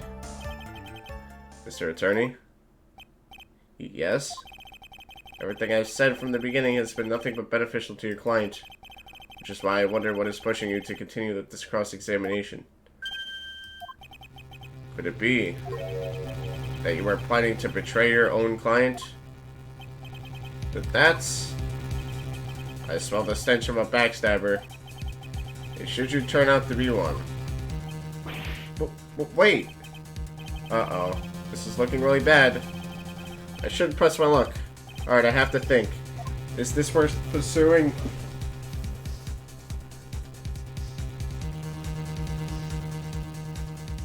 Fuck. What do we do? Pursue further, let it go.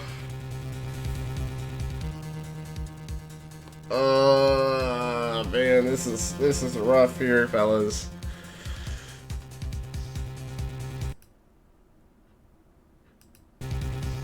We're gonna keep going. Witness, this is a very important matter. Please cooperate and tell us what these other jobs your client requested were. If it's truly that important, I suppose I don't have much of a choice. The bear figurine. The bear figurine? After the assassination of the target, I was to find that figurine. I was told that this job was just as important as the actual killing. And where was that figurine? It was inside Mr. Corda's suitcase. And then, what did you do next? I handed it over to my client right away. You gave it to your client? Interesting. This information certainly sounds important to me. Witness, please include what you just stated in your testimony. As you wish.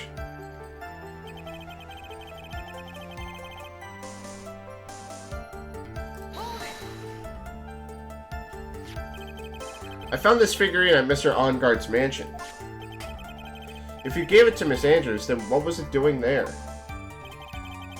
I was waiting for her there. That was also part of the plan to frame Mr. Onguard, I'm sure. That makes a lot of sense. Well, Mr. Wright, do you have any problems with this piece of testimony? So D-Killer says he gave the figurine to Miss Andrews, but I know somewhere in that statement there is a contradiction. And yet, I know that if I present something trivial here, he will cut the connection on his end. If you want to make a strong point, Phoenix, you have to present strong evidence. She's right, so now what? So now what, Dr. Wright? Save. Present evidence. Witness, let's go over this one more time. Gave Miss Andrews the bear figurine. And she told you to take the bear and wait for her at On Guard Mansion. Is that correct?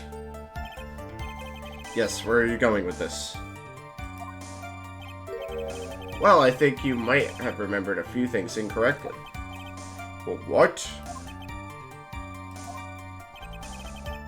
This is a battle of wits. I can't let up on him.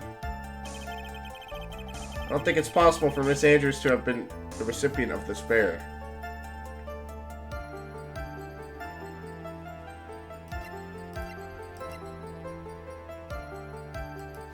Because she would know that the suicide note is a forgery. If she had the bear, and she knew how to open the bear and what was inside, then why didn't she know about the suicide note? Shelley D. Killer. If you had really given the bear to Miss Andrews, then this item should not have been inside it. This item. I see where you're going. Yep, that's where I'm going. Where is everyone going? Do I need to pack a suitcase? Your Honor, please think back to Miss Andrews' testimony. And I was going to burn it for her sake. If even for a single minute, the bear had actually been in Miss Andrews' hands, I'm sure she would have taken the suicide note out and burned it.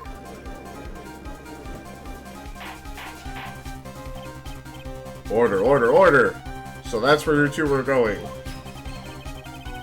So by the very fact that the suicide note is still inside the bear, tells us that your client didn't know how to disassemble the puzzle. Which means... It means, Your Honor, that it is impossible for Adrian Andrews to be the client.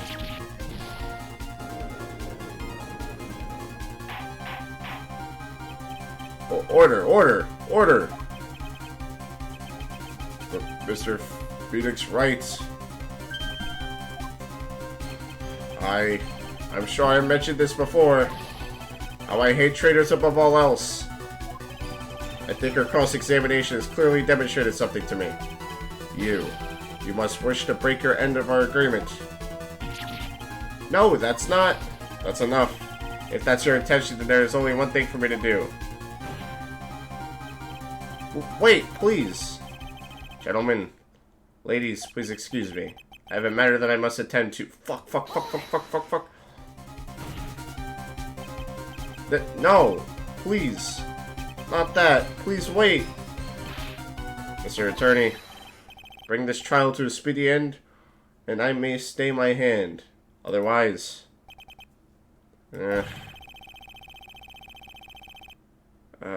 jeez. What in the... Mr. Wright, are you? Mr. Edgeworth? Yes, Your Honor. Didn't understand this witness's outburst just now. Do you think there's a need to hear more testimony, or is this enough? Well, we should... Edgeworth, we can't do this. If we keep this up, Maya, she'll... Ugh, the prosecution, What has come over everyone? Even you are. The prosecution... rests. What is going on around here? The prosecution has no further questions, Your Honor. What? This is insane! What is going on? What? Well, I never thought I'd see the day. This is a most unusual situation. If the prosecution rests with no further questions, then the prosecution has failed to uphold its stance. If that is the case, then even though I am reluctant, I must believe that Mr. D. Killer's testimony is accurate. That would mean that Shelley D. Killer's client is Adrian Andrews. Ugh. Mr. Wright. Yes, Your Honor. If I end the trial here right now, then your client, Matt Onguard, would be declared innocent. And in his place, Adrian Andrews would be charged with murder. But Miss Andrews would be charged with murder.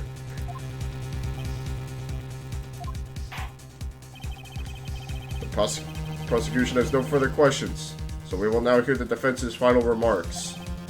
Bailiff, please bring the defendant Matt Ongard to the stand. The items from the killer's hideout didn't make it in time. We tried as hard as we could, but it looks like our time has run out. I can't believe it. Nah, we'll be alright. Come on. Come on, come on, come on. The outcome lays in your hands. Shit. Dude, did the old guy finally decide? To be honest, I can't think of you as a truly innocent and good person. You have done enough evil to drive a woman to suicide. But, at least on the charge of murder, it would appear you are innocent. Huh. What? So, I guess even the old fuddy-duddy figured me out. Mr. Ongard, you were atrocious as a lawyer, weren't you? Giving your client away like this?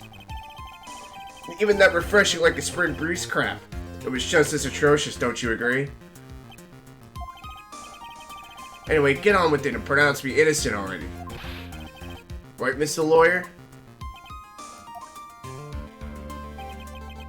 Should I side with justice? Or should I save Maya's life?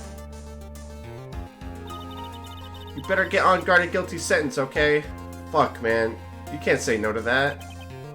But if I did that, I will die. So if I say he's innocent, then Miss Andrews will be charged as a murderer. Do I say he's guilty or not guilty? Either choice I make, someone's life is going to end. It all hinges on what I choose. Now then, Mr. Wright, let's hear the defense's final statements on this matter. If the person who hired the assassin was Adrian Andrews, then your client, Mr. Matt Ongard, is innocent. There's no need to ask, old man. After all, my lawyer's going to say what I want. Aren't you? Right. I can't do this. But I have to decide something. I can't count on the evidence to help me anymore. I have to listen to my heart. My client, Matt Ongard, is... Fuck. No, we have to side with the truth. We can't let Maya down. Because, I mean, she'll never forgive us. And besides, it's the wrong thing to do to let a fucking killer go on the loose.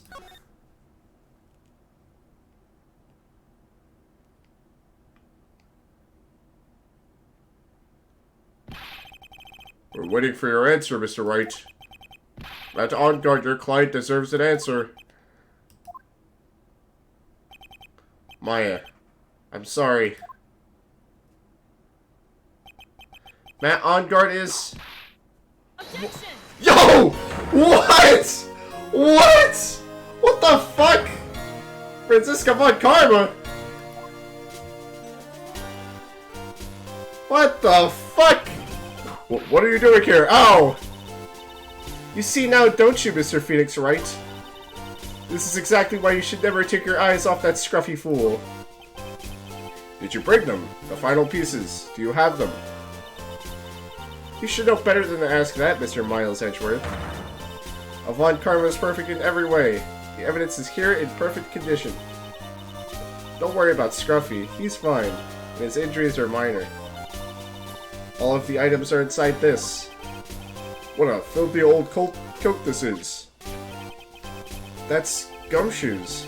I can spot his tattered rags anywhere. I apologize for its ugliness, but there was nothing else to wrap the items in. I fought long and hard this whole trial, all for what is inside that raggedy coat. I'm sure that inside that coat lies a crucial piece of evidence. Your Honor, inside that filthy coat are the defense's final piece of evidence. Pieces. Your final evidence.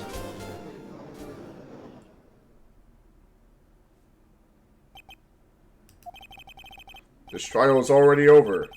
All that remains is for me to hand down my verdict. I do not believe that any evidence presented now would change the outcome of this trial. What?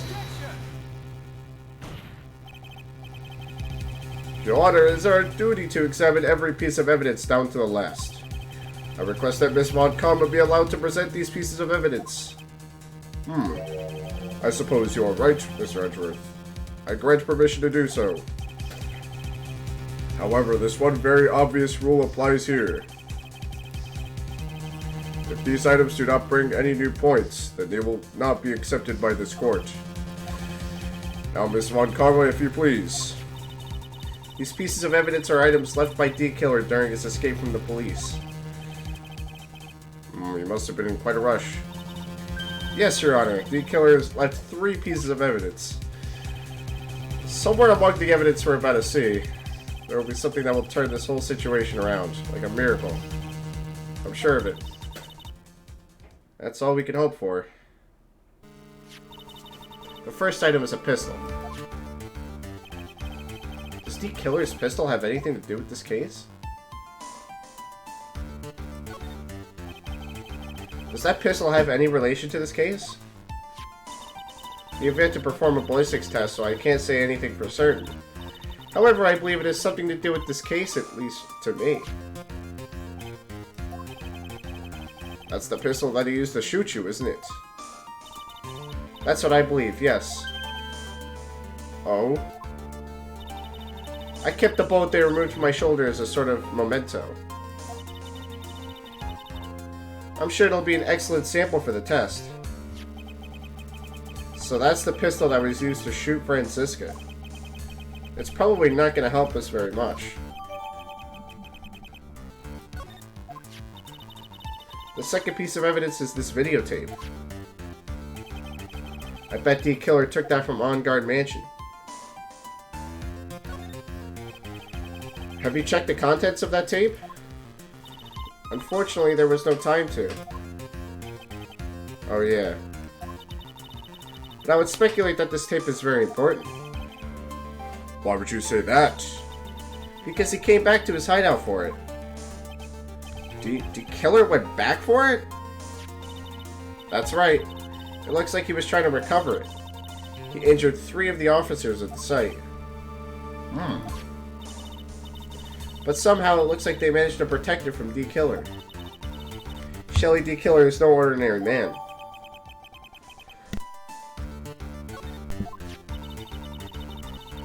The last piece of evidence is this bellboy's uniform. Is that a uniform from the Gatewater Hotel?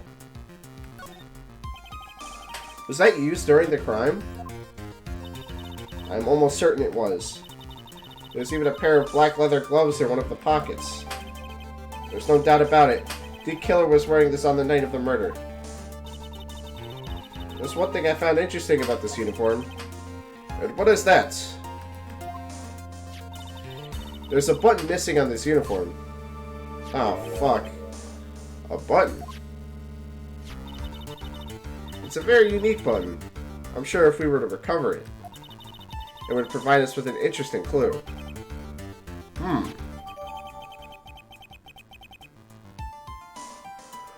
Bellboy's uniform added to the court record.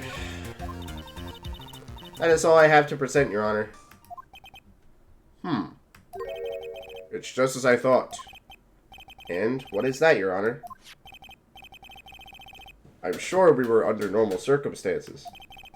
These items from Shelly D. Killer's hideout would be very important clues. However, our question is not who did the killing.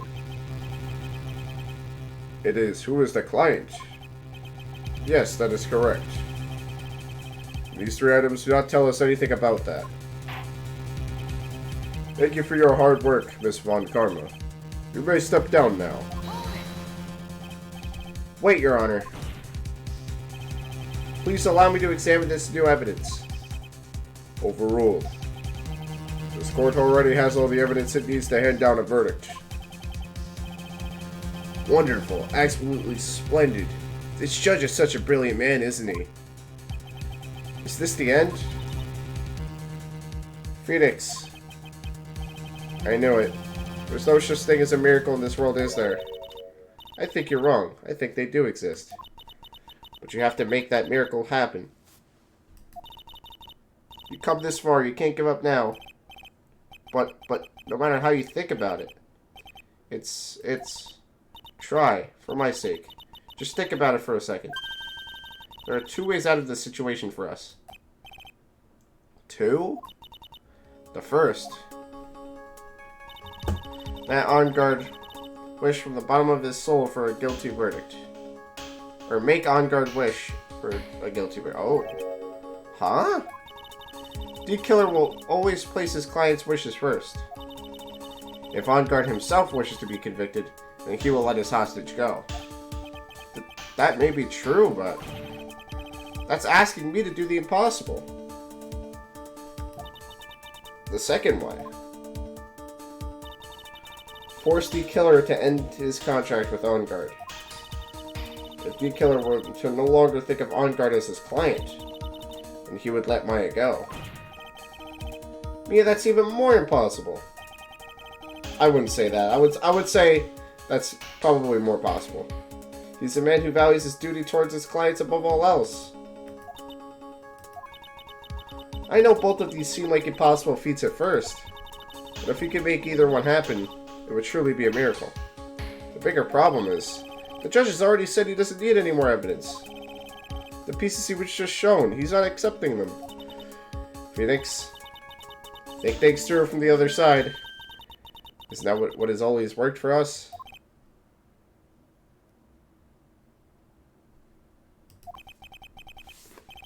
The other side? Wait, does she mean? You mean, to turn things around? Phoenix, the judge says he doesn't need the evidence. If that's the case, then who needs it? The person who needs the evidence. The defense, prosecution, and the judge. We've seen all the pieces of evidence. And that is how we've come to know the truth. But there are people who have not seen them all. And those people do not know the truth. That truth, it may be what will bring about the miracle in the end.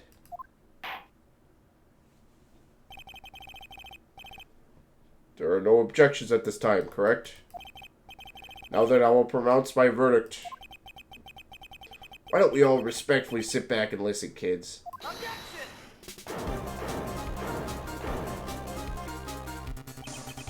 I've already told you, Mr. Wright.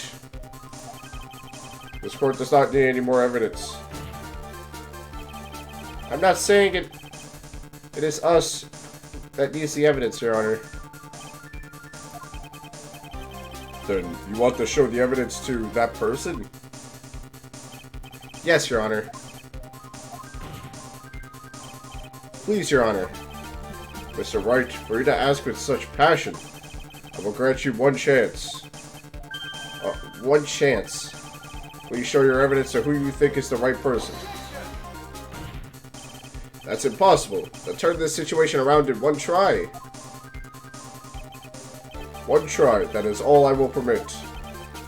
I have to try and remember everything that has happened up to this point. Think, Phoenix, think. There must be a way to save Maya while taking On Guard down at the same time. Now then, Mr. Wright, let's not waste any more time. Who would you like to show evidence to?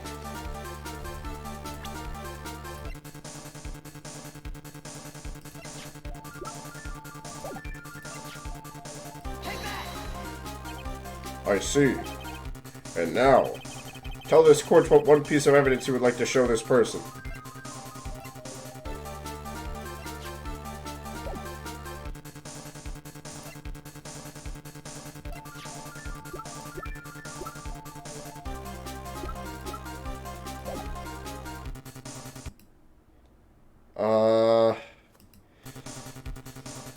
We gotta show it to On Guard.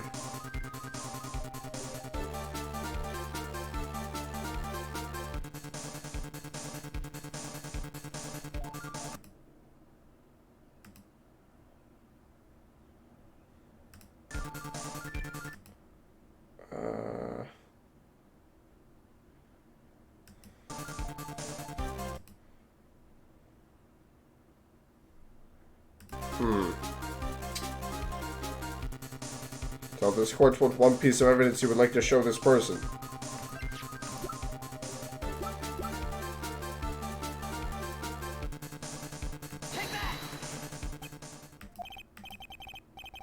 Well, what do you think, Mr. Edgeworth? I don't have anything to say to this. How about you, Miss Von Karma? Well, I was just shot, so... Fuck.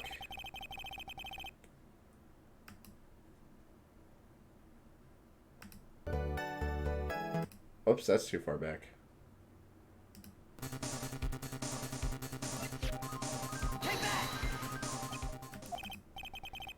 Okay. Fuck.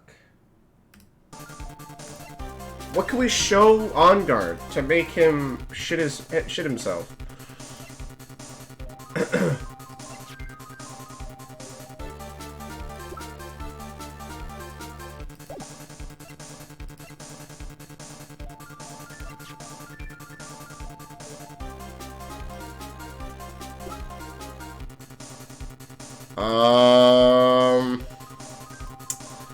Let me think for a minute here.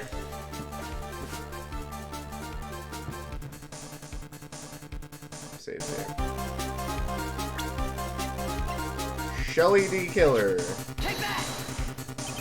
I see. And now, tell this court what one piece of evidence you would like to show this person. The mysterious tape that Von Karma gave us. Well, what do you think, Mr. Edgeworth? I think there is some merit in showing this evidence to that witness.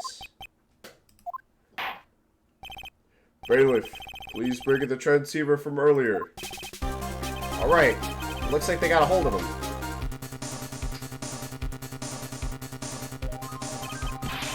Maya, she's okay, right? Didn't I tell you to concern yourself with bringing about a speedy end to this trial? Now, if I understand correctly, you wish to show me one piece of evidence. Yes, what is all I need? I have here a videotape. It was found at your hideout. I heard you injured 3 officers in your attempt to get this back. That was most regrettable. However, it was in order for my client. I was told to protect that videotape. I thought so. I'm afraid I seem to have failed in that regard. Do you know the contents of this tape? I was sternly told by my client to not watch it. I have absolutely no idea. Actually, you are on this tape. You are on this tape. Me? There was a video camera hidden at the crime scene. Your actions were being recorded. But what? It's not true. Mr. Wright. Who was it that planted a camera? Oh, the only person who could have placed a camera at the scene of the crime would be your client, naturally. That was Adrian Andrews. Be quiet and listen, Your Honor. Yes, sir. Your client specified a place and time for you, isn't that right? Yes. That was so they could film you. I had no idea. Mr. Wright, why would my client do such a thing? I would like to know why. Why did Matt Onguard film the crime scene? The reason why he did that is my ticket out of this whole mess. There's only one reason why your client would secretly film the crime scene. They wanted blackmail on you, my friend. There's no fucking doubt about that one. Your client once told me something very interesting. We were talking about you, and this is what they said. But I'm no weakling. I don't believe anyone, least of all assassins. Oh, come now, Mr. Wright. Assassins aren't above blackmail. Yes, that's where the video comes in. With that, I can keep him at bay, and even blackmail him if I want. I remember that. Your client didn't trust you at all. They were thinking of using this video to blackmail you. What do you have to say to that, Showy D Killer?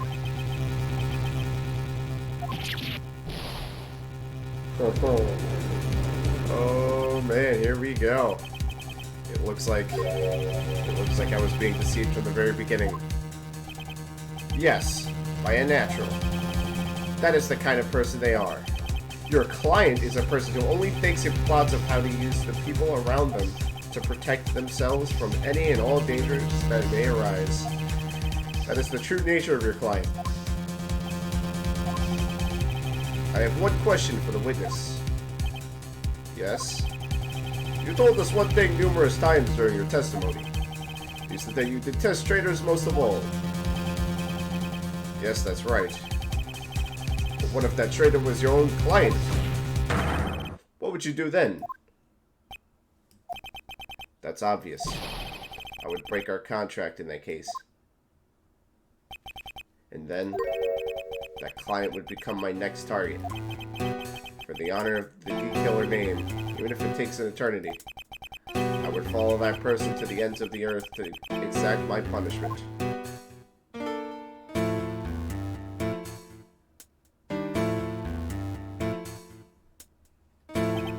I see. That's all I wanted to know.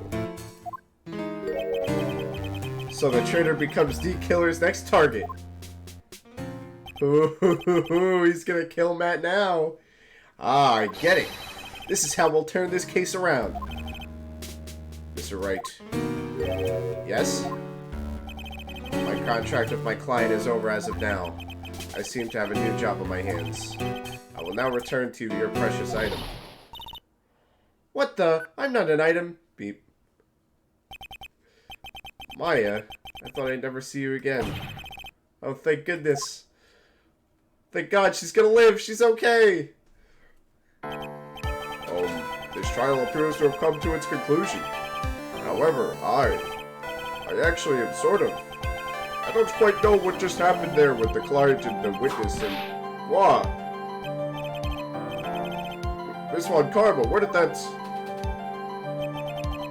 She always has you in her sights. Now, I do believe it's time to finally hand down a verdict.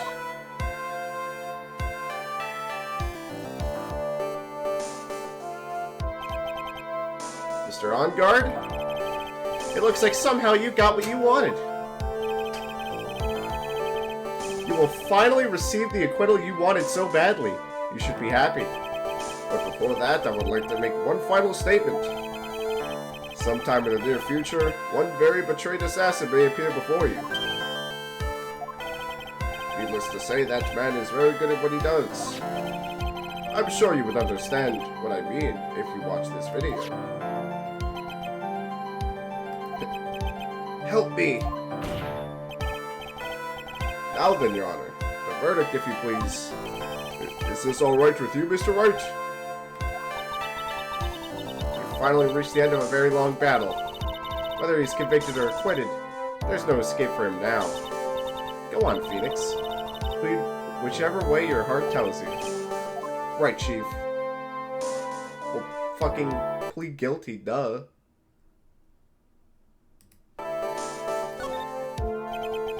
Matt On Guard?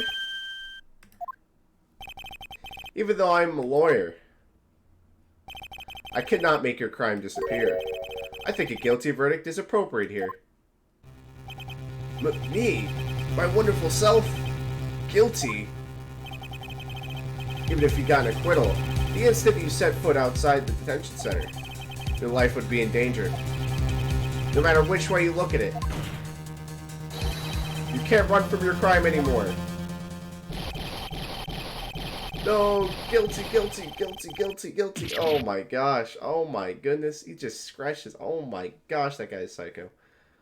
We fucking did it. We fucking did it. As always, it looks like we have uncovered the real truth. We? I don't remember you helping out much of this. Mr. Edgeworth, how is Matt on guard? I have left Miss Karma in charge of his incarceration. I'm sure he's getting a full-course meal of whipped leather right about now. Very good. That was a close one, wasn't it, witness? Yes. I plan to pay my debt to society for my own crime, Your Honor. We fucking did it, guys. We fucking did it. We fucking did it. If only that stupid migraine did not catch me off guard. Oh my goodness. This trial was the first time I had stood on the witness's stand. And when I did, I really felt hopeless. She must be talking about the time Edgeworth really went after her. I guess she's trying to forgive him for what he did. This witness, how should I put this? She has an illness. If you're going to say you would choose death, that is of no concern to me. But after that, when I was alone at the detention center, that's the first time I really saw myself and who I am. And today, when the two of you use your combined strength to convict Matt, I felt like I've been saved. Wow, this is the first time I've ever seen her smile. I'm really happy that you two were in charge of this case. I really don't know how to express how I feel at this moment.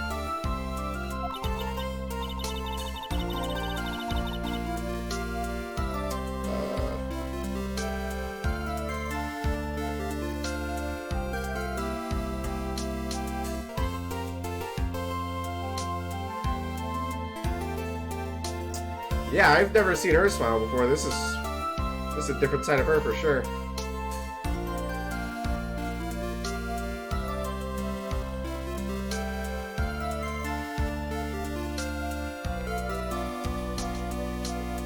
This is the first time I felt comfortable with myself, with who I am. Thank you so much, everyone. I can't help but feel bad for her, man. Yeesh. What a fun situation. You know, she ended up being like a completely different person than how she expressed herself to me. Like, this case just took so many unexpected turns. Like, holy shit. It looks like we have resolved everything at last. As for myself, there are still a few things I'm confused about. But everyone seems to be in good spirits. And that is good enough for me. That is all. This court is adjourned. Oh, what the fuck? We did it, guys. Sure, she may go to jail, but she's not a murderer.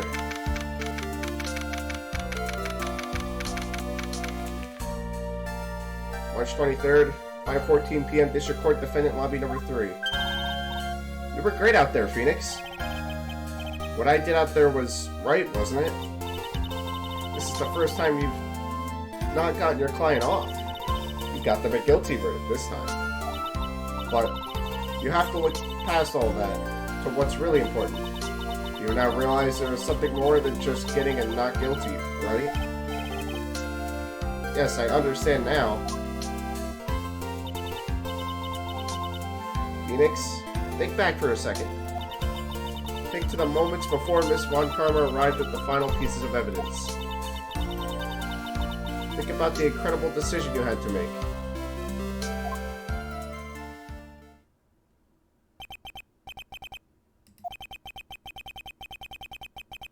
Let's hear the defense's final statements on this matter. I can't count on the evidence to help me anymore. I have to listen to my heart. Should I side with justice, or should I save Maya's life? My client, Matt Ongard, well, the thing is, I think what really made me be like, okay, well, I sat there thinking, oh, well, obviously, Matt is a fucking killer. We gotta get him guilty. And Maya wants to get him guilty, too. I'm like, you know what? I can't. I couldn't. Because I don't think Maya would be able to live with herself if Matt was free. So, I feel like that's what really got me to choose to, get him guilty. My client, Matt Ongard, is... Is he guilty or is he not guilty? Those were your choices then. And your answer spoke to what being a lawyer means to you. Right. Edgeworth? I have good news. Maya is now safe in police custody. Really? The pearls? You're telling us the truth, right, Mr. Edgeworth? If you get Matt not guilty, you get a bad ending. Maya never looks at you the same way again after that. That's fucked up. Man, Phoenix? I can't help but, like, I have so much respect for Phoenix in this case. Like, this was honest, like, Phoenix as a character was at his peak in this case right here. Like, this was... I can't imagine what shit he was going through in this. Like, I could not imagine being in that situation. I think I'd break mentally. Like, damn, damn. Yes, she's quite safe. She's on her way here as we speak in a patrol car. Ah, Mr. Maya is safe. You did it, you really did it, Mr. Nick. Ow! She punches deceptively hard for a kid. I believed in you. I kept saying to myself, Mr. Nick will save her. Mr. Nick will save her. Thanks. Oh, what's wrong? Miss Von Karma. About earlier, thanks. Ow! Why are you still smiling, Mr. Phoenix Wright? You lost. Your perfect win record has now been crushed. And yet, you're still happy? I don't think you'll ever understand, Miss Von Karma. How dare you? Don't worry. She may in time. After all, I was like that myself until a year ago. Edgeworth? For my own personal victories, and for guilty verdicts. I used every dirty trick in the book, and so my win record remained spotless. But a man appeared and stood fast against that selfish me. I fought him in my usual manner and tasted my first defeat. I felt like I had lost everything because of that. And then it was my turn to sit in the defendant's chair. And I was saved by that person I called my enemy. I couldn't forgive myself for all that had happened, so I left the prosecutor's office. And I left that note. Prosecutor Miles Edgeworth chooses death. As well you should have. The prosecutor ashamed himself with defeat should crawl into a hole and die. But that was not what had happened. After I left the prosecutor's office, I finally came to realize something. Jeez, Von Karma, you'll never understand. And it was in that moment of clarity that everything began to change.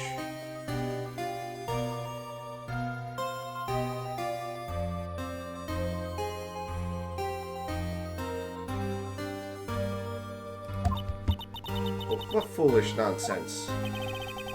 We prosecutors use anything we can to attack the defendant. But every time we did so, no matter how desperate the situation, instead of giving up like most people, that man would hold strong with his undying faith. And then before I knew it, I began to trust that man as well. But what? You trusted your enemy? It doesn't matter how many underhanded tricks a person uses. The truth will always find a way to make itself known. The only thing we can do is fight with the knowledge we hold and everything we have. Erasing the paradoxes one by one. It's never easy. We claw and scratch for every inch.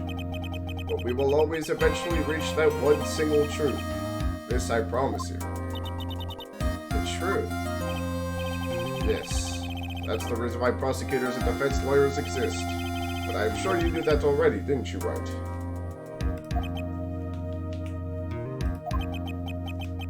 That's why you couldn't forgive me. This man who went into hiding. Isn't that right? This man who only had his sights set on victory. Who ran away into the night.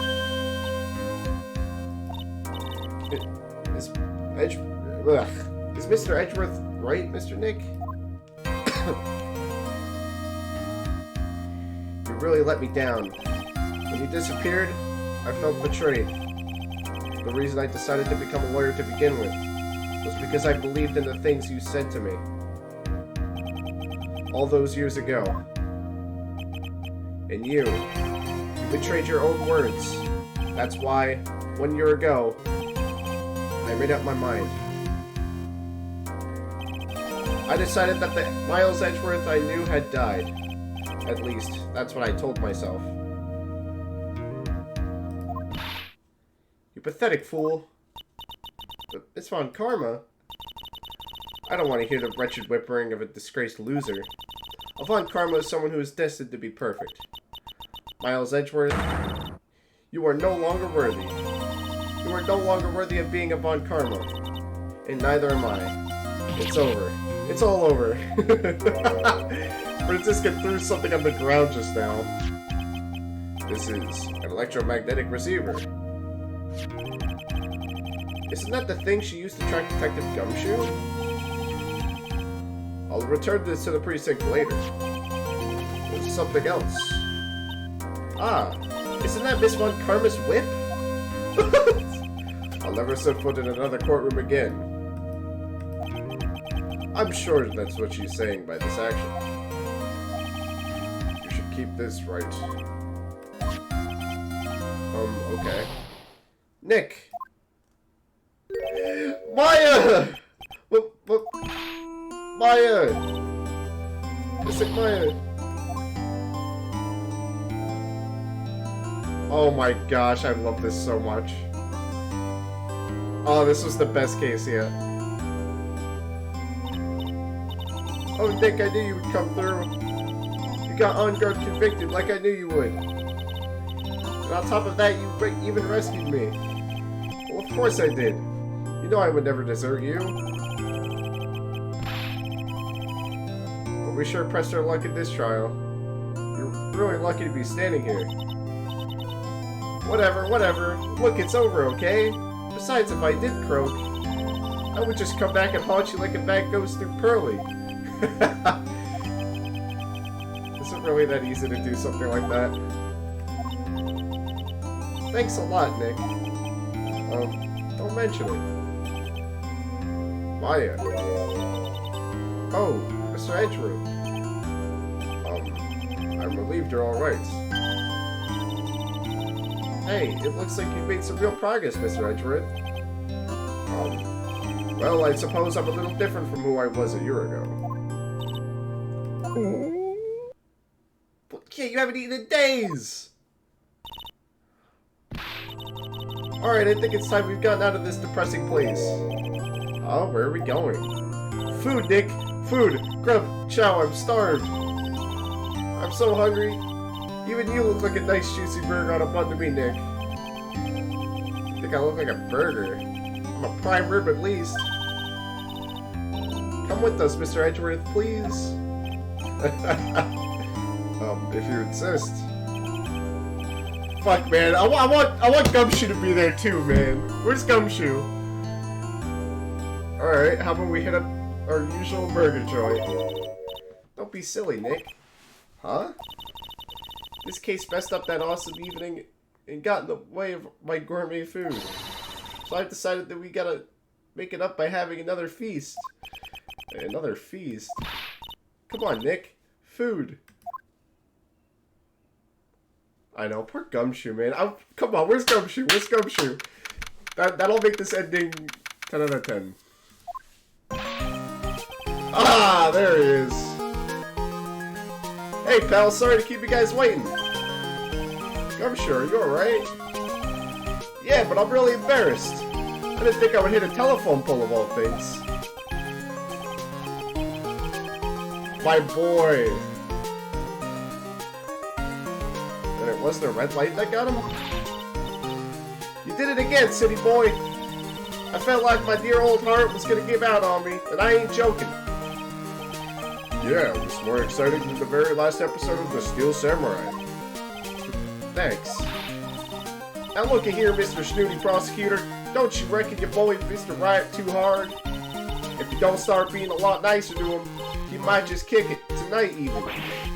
I'll keep that in mind. Well, come on now. Everyone gather round. Y'all are gonna get your picture taken by a genuine professional photographer. Looks like a lot of brothers up a new camera. Well, pal, at least we can put this messy case behind us now. Come now, tonight's all about eating, so let's go chow down, pal. Amen to that, pal. Amen. You know, when you think about it, you were the one who saved the day, Detective. Me? You really think so? He's right. If it wasn't for the 3 items you took, I think this trial would have had a very different ending.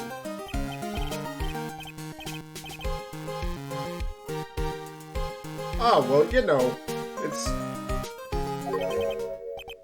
Oh, wait. That's odd.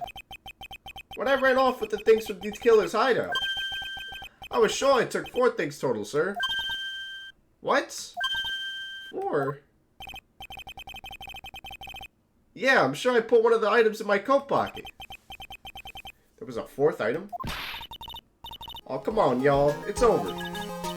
But who, boy, I tell you, you really are something else. Between getting accused of murder and getting kidnapped, never a dull moment with you, huh? You think? Why does she look so happy about that? Being a shutaway for 2 whole days. Weren't you scared? Yeah, it was really scary. I felt so hopeless. So to keep my mind off of things, I drew a picture. Sounds like you had it rough, gal. So where's this picture of yours? Yeah, I want to see it. I want to see Mr. Maya's picture.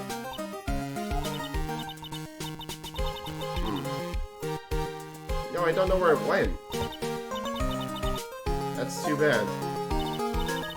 Well, it's alright. It wasn't anything important anyway. It sure is nice to finally see them both smiling again.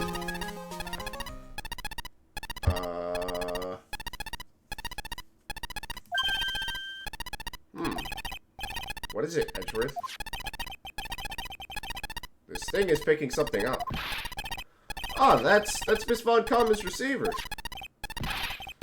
Thanks to her, I had the most awful experience of my life, sir. I can't believe she stuck a tracking device on me. That's odd. Even though you're standing right here. The tracking device seems to be in a different location. Oh, it's probably busted or something, sir. Well, it doesn't matter. I'm afraid it's about time for me to excuse myself. I still have some work to do. Huh? But Mr. Edgeworth, you haven't even eaten anything yet. You've eaten way too much, you glutton. What do you mean? She hasn't eaten in days. I had fun tonight. Now if you'll excuse me. Wait. What? I just want to say, thanks, Edgeworth. You really saved me out there. If anyone should be saying thanks, it should be me, Wright. I feel like words alone aren't enough here. I wonder if there's anything I can give him to express how I feel.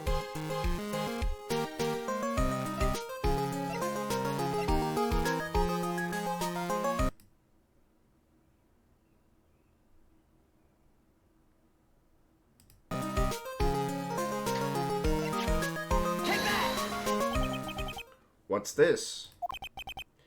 Thank you. It's all thanks to you two. You and her. You don't need to thank me. I was only doing my job.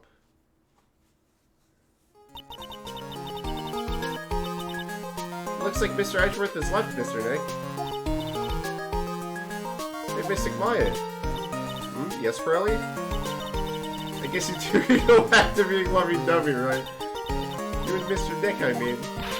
Pirelli, would you cut it out already? You're embarrassing me. Anyway.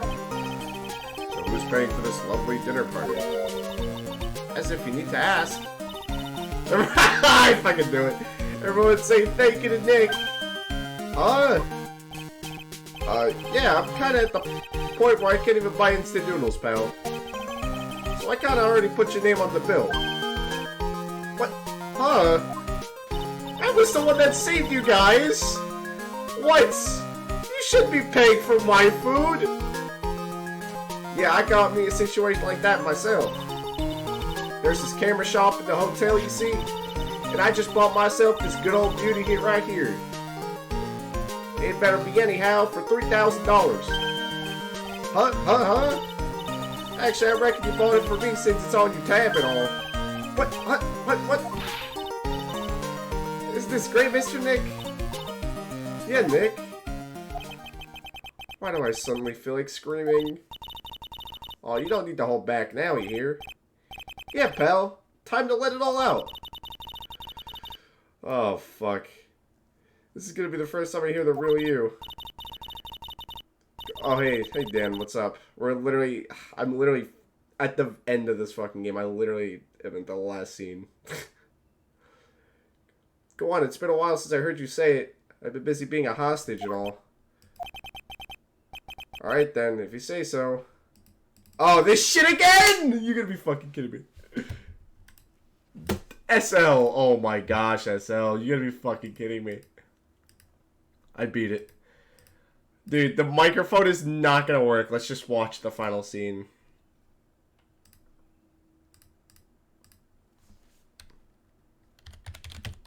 Hold on.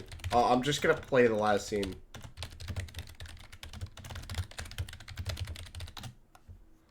Yeah, don't worry. I'm just gonna.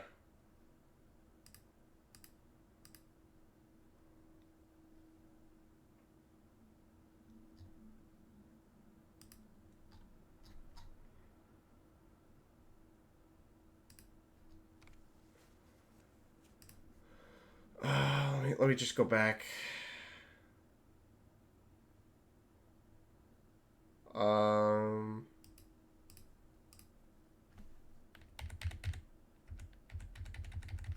One second, guys.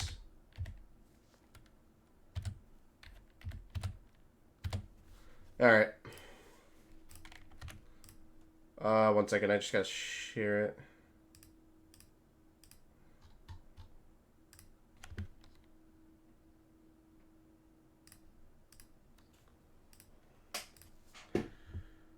Dan, if you're still here, dude, oh my gosh, I had the worst fucking migraine. I was like fucking laid out for like hours, but we are here now. Who made this video? Let me just credit them real quick.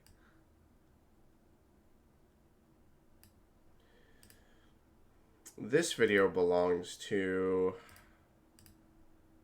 I'm finishing a stream that I was doing earlier. I was streaming earlier, but like I never got to finish the game. This stream belongs to UHD Long Plays. Thank you. This is your video. Check him out. That's his video. Anyway.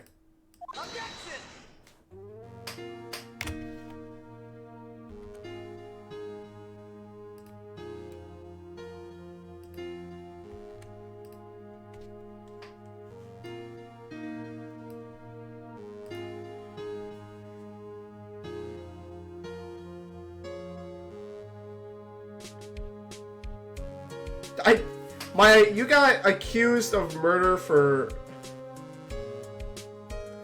Maya got accused of murder twice. She got accused of murder twice, and she got kidnapped. You gotta be fucking kidding me.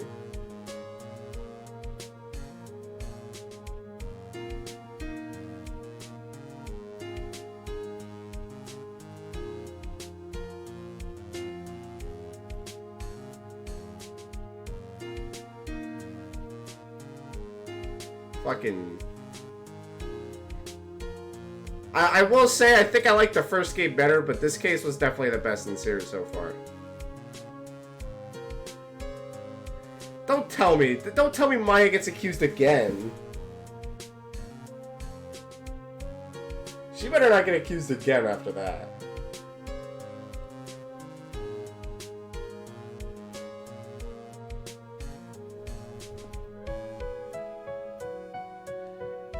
Oh, he got his job back. Oh, nice. Oh yeah, you're from the first case. I forgot about you. You're retiring already? What? I mean, hey, you do you.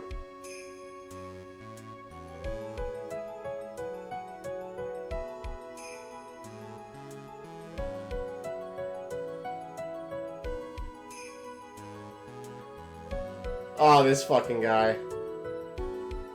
Oh, gosh, this fucking guy. Where is the real director? I mean, yeah, that's true. It's kind of hard to not be a waitress.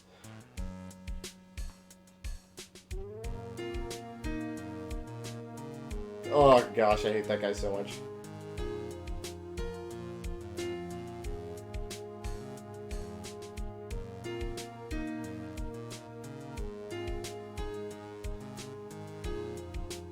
World Circus Domination. We're going to say what?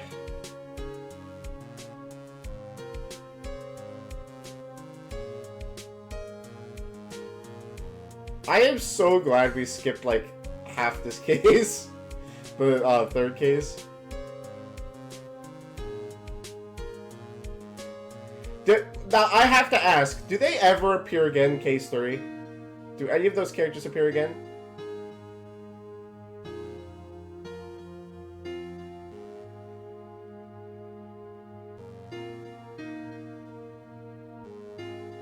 Ugh.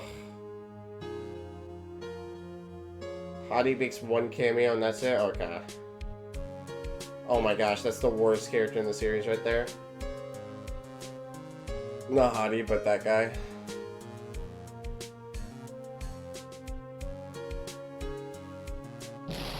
Ah, Richie is in Investigations 2. Ah, that's true.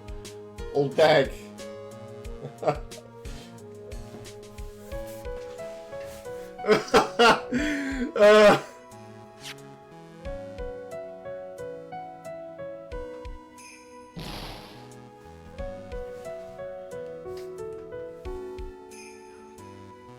I'm actually like really happy that Old Bag and Powers came back. That was pretty cool.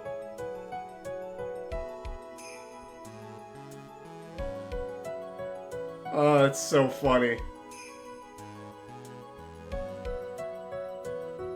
She's just gonna stay there. She's just never gonna leave.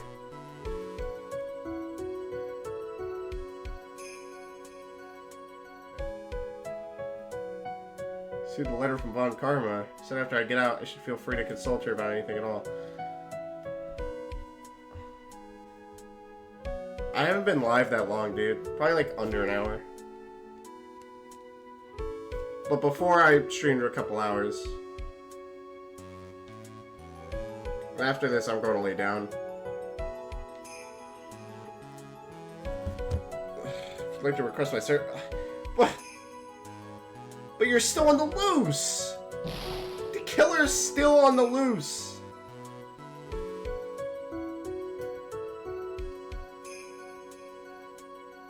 What?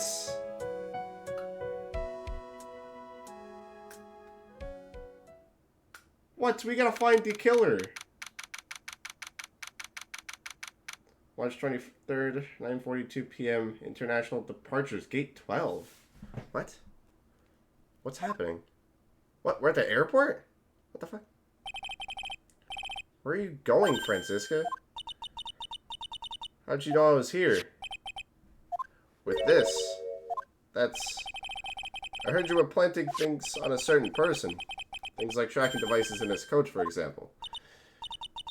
That's just like you. I only pointed it there because he was always wearing it. This filthy drab coat of his. I don't know how it ended up in my luggage, but it's going in the trash, I promise you that. Oh, that's right. Speaking of that, man, he told me something very interesting. When I ran off with the things from the killer's hideout, I was sure I took 4 things in total, sir. 4 things? It seems he put the last one in his coat pocket. He put it here? What is it? It doesn't matter anymore. The case is already over. What are you going to do now? That's none of your business. Is she going back to Germany? You're running away. Shut up. You don't understand a thing. can't possibly know what it means to be Manfred von Karma's daughter. Franziska. So many expectations for everyone. Expectations I must fulfill. I'm expected to win no matter what. In failure, such a thing is not an option for me. My father was a genius, there's no doubt about that, but... It's me, I'm no genius. I've learned that. But I had to be when I had to. You may not be a genius like your father, but you are a prosecutor. You have been and always will be. No, I'm not. Not anymore. I've even thrown my whip away. Speaking of that, Wright gave me this to hold on to. Right, you knew something like this would happen, didn't you? I wonder if Von Karma will talk to Phoenix again. I'll say this again, we prosecutors do not fight for... Oh, wait. Wait, what did you say? Fuck. It's going too fast! You haven't changed a bit.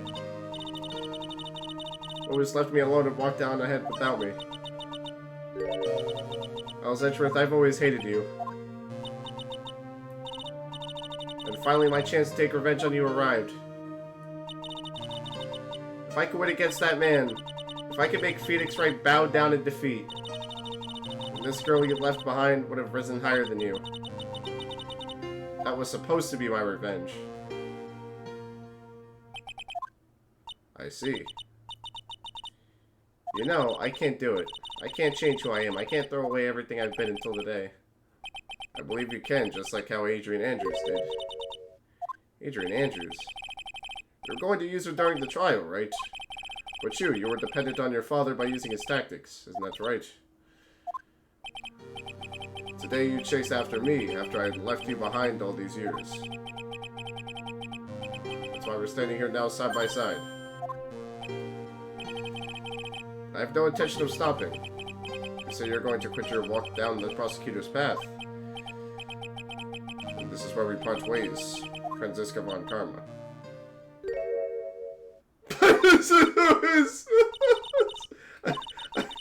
Don't think I'm gonna walk in your shadow forever. Our battle begins now. So you better prepare yourself, Miles. I've never seen her. I was not expecting that. What the... I was not expecting her to start crying. Phoenix Wright.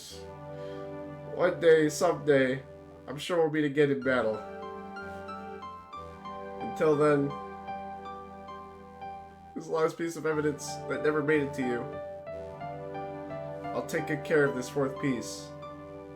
I wonder what it is, so I can give it to you when at last we meet again. Wait, does she come back? Does she ever get to hand the evidence to Phoenix?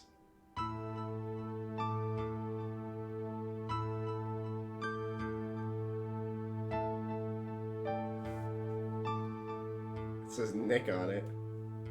Wow. That's the drawing! That's the drawing! Oh my goodness, that's perfect. Oh, that's actually so wholesome. What? Wow. Oh, that's amazing.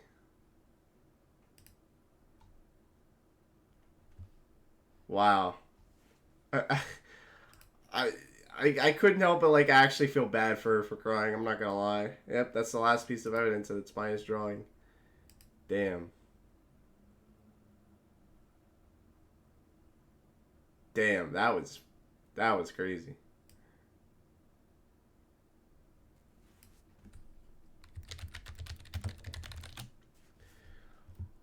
Honestly, I do want to see Franziska come back and like be a different person.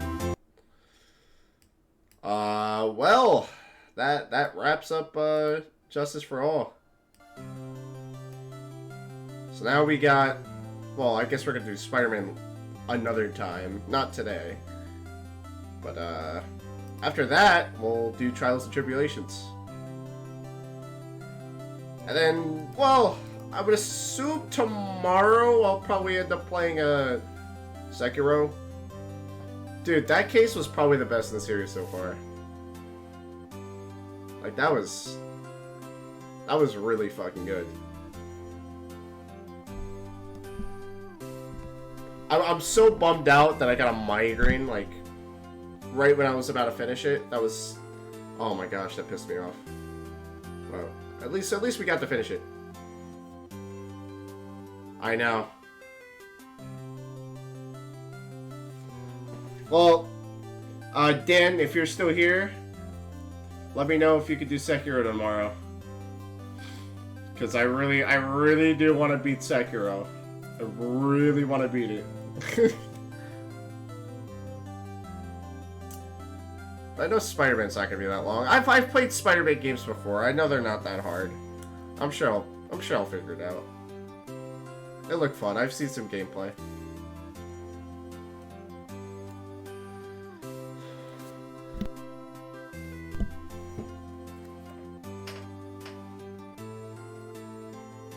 Man.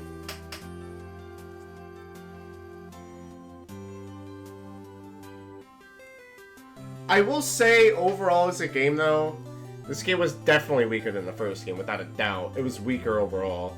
But, like, Case 2 and Case 4 were so fucking good. Case 1 was eh. Case 3 sucked. Case 3 was not even sucked, it was excruciating. It was torture. It was fucking pain. But it didn't ruin my opinion on Case 4. Yeah, Case 3 was fucking god-awful. I mean, you got a 30-year-old guy using a fucking puppet to hit on a fucking kid. Like, that was disgusting. That pissed me off the most, I think. Same for Max. Max kind of pissed me off, too. Oh my gosh, just almost all those characters were just... Oh, gosh. Trust me, it did take me a little bit of time before, you know, feeling ready to do Case 4, I will say. Because at first I'm like, dude, I don't know if I can continue with this. But I really wanted to see the final Case. I really did.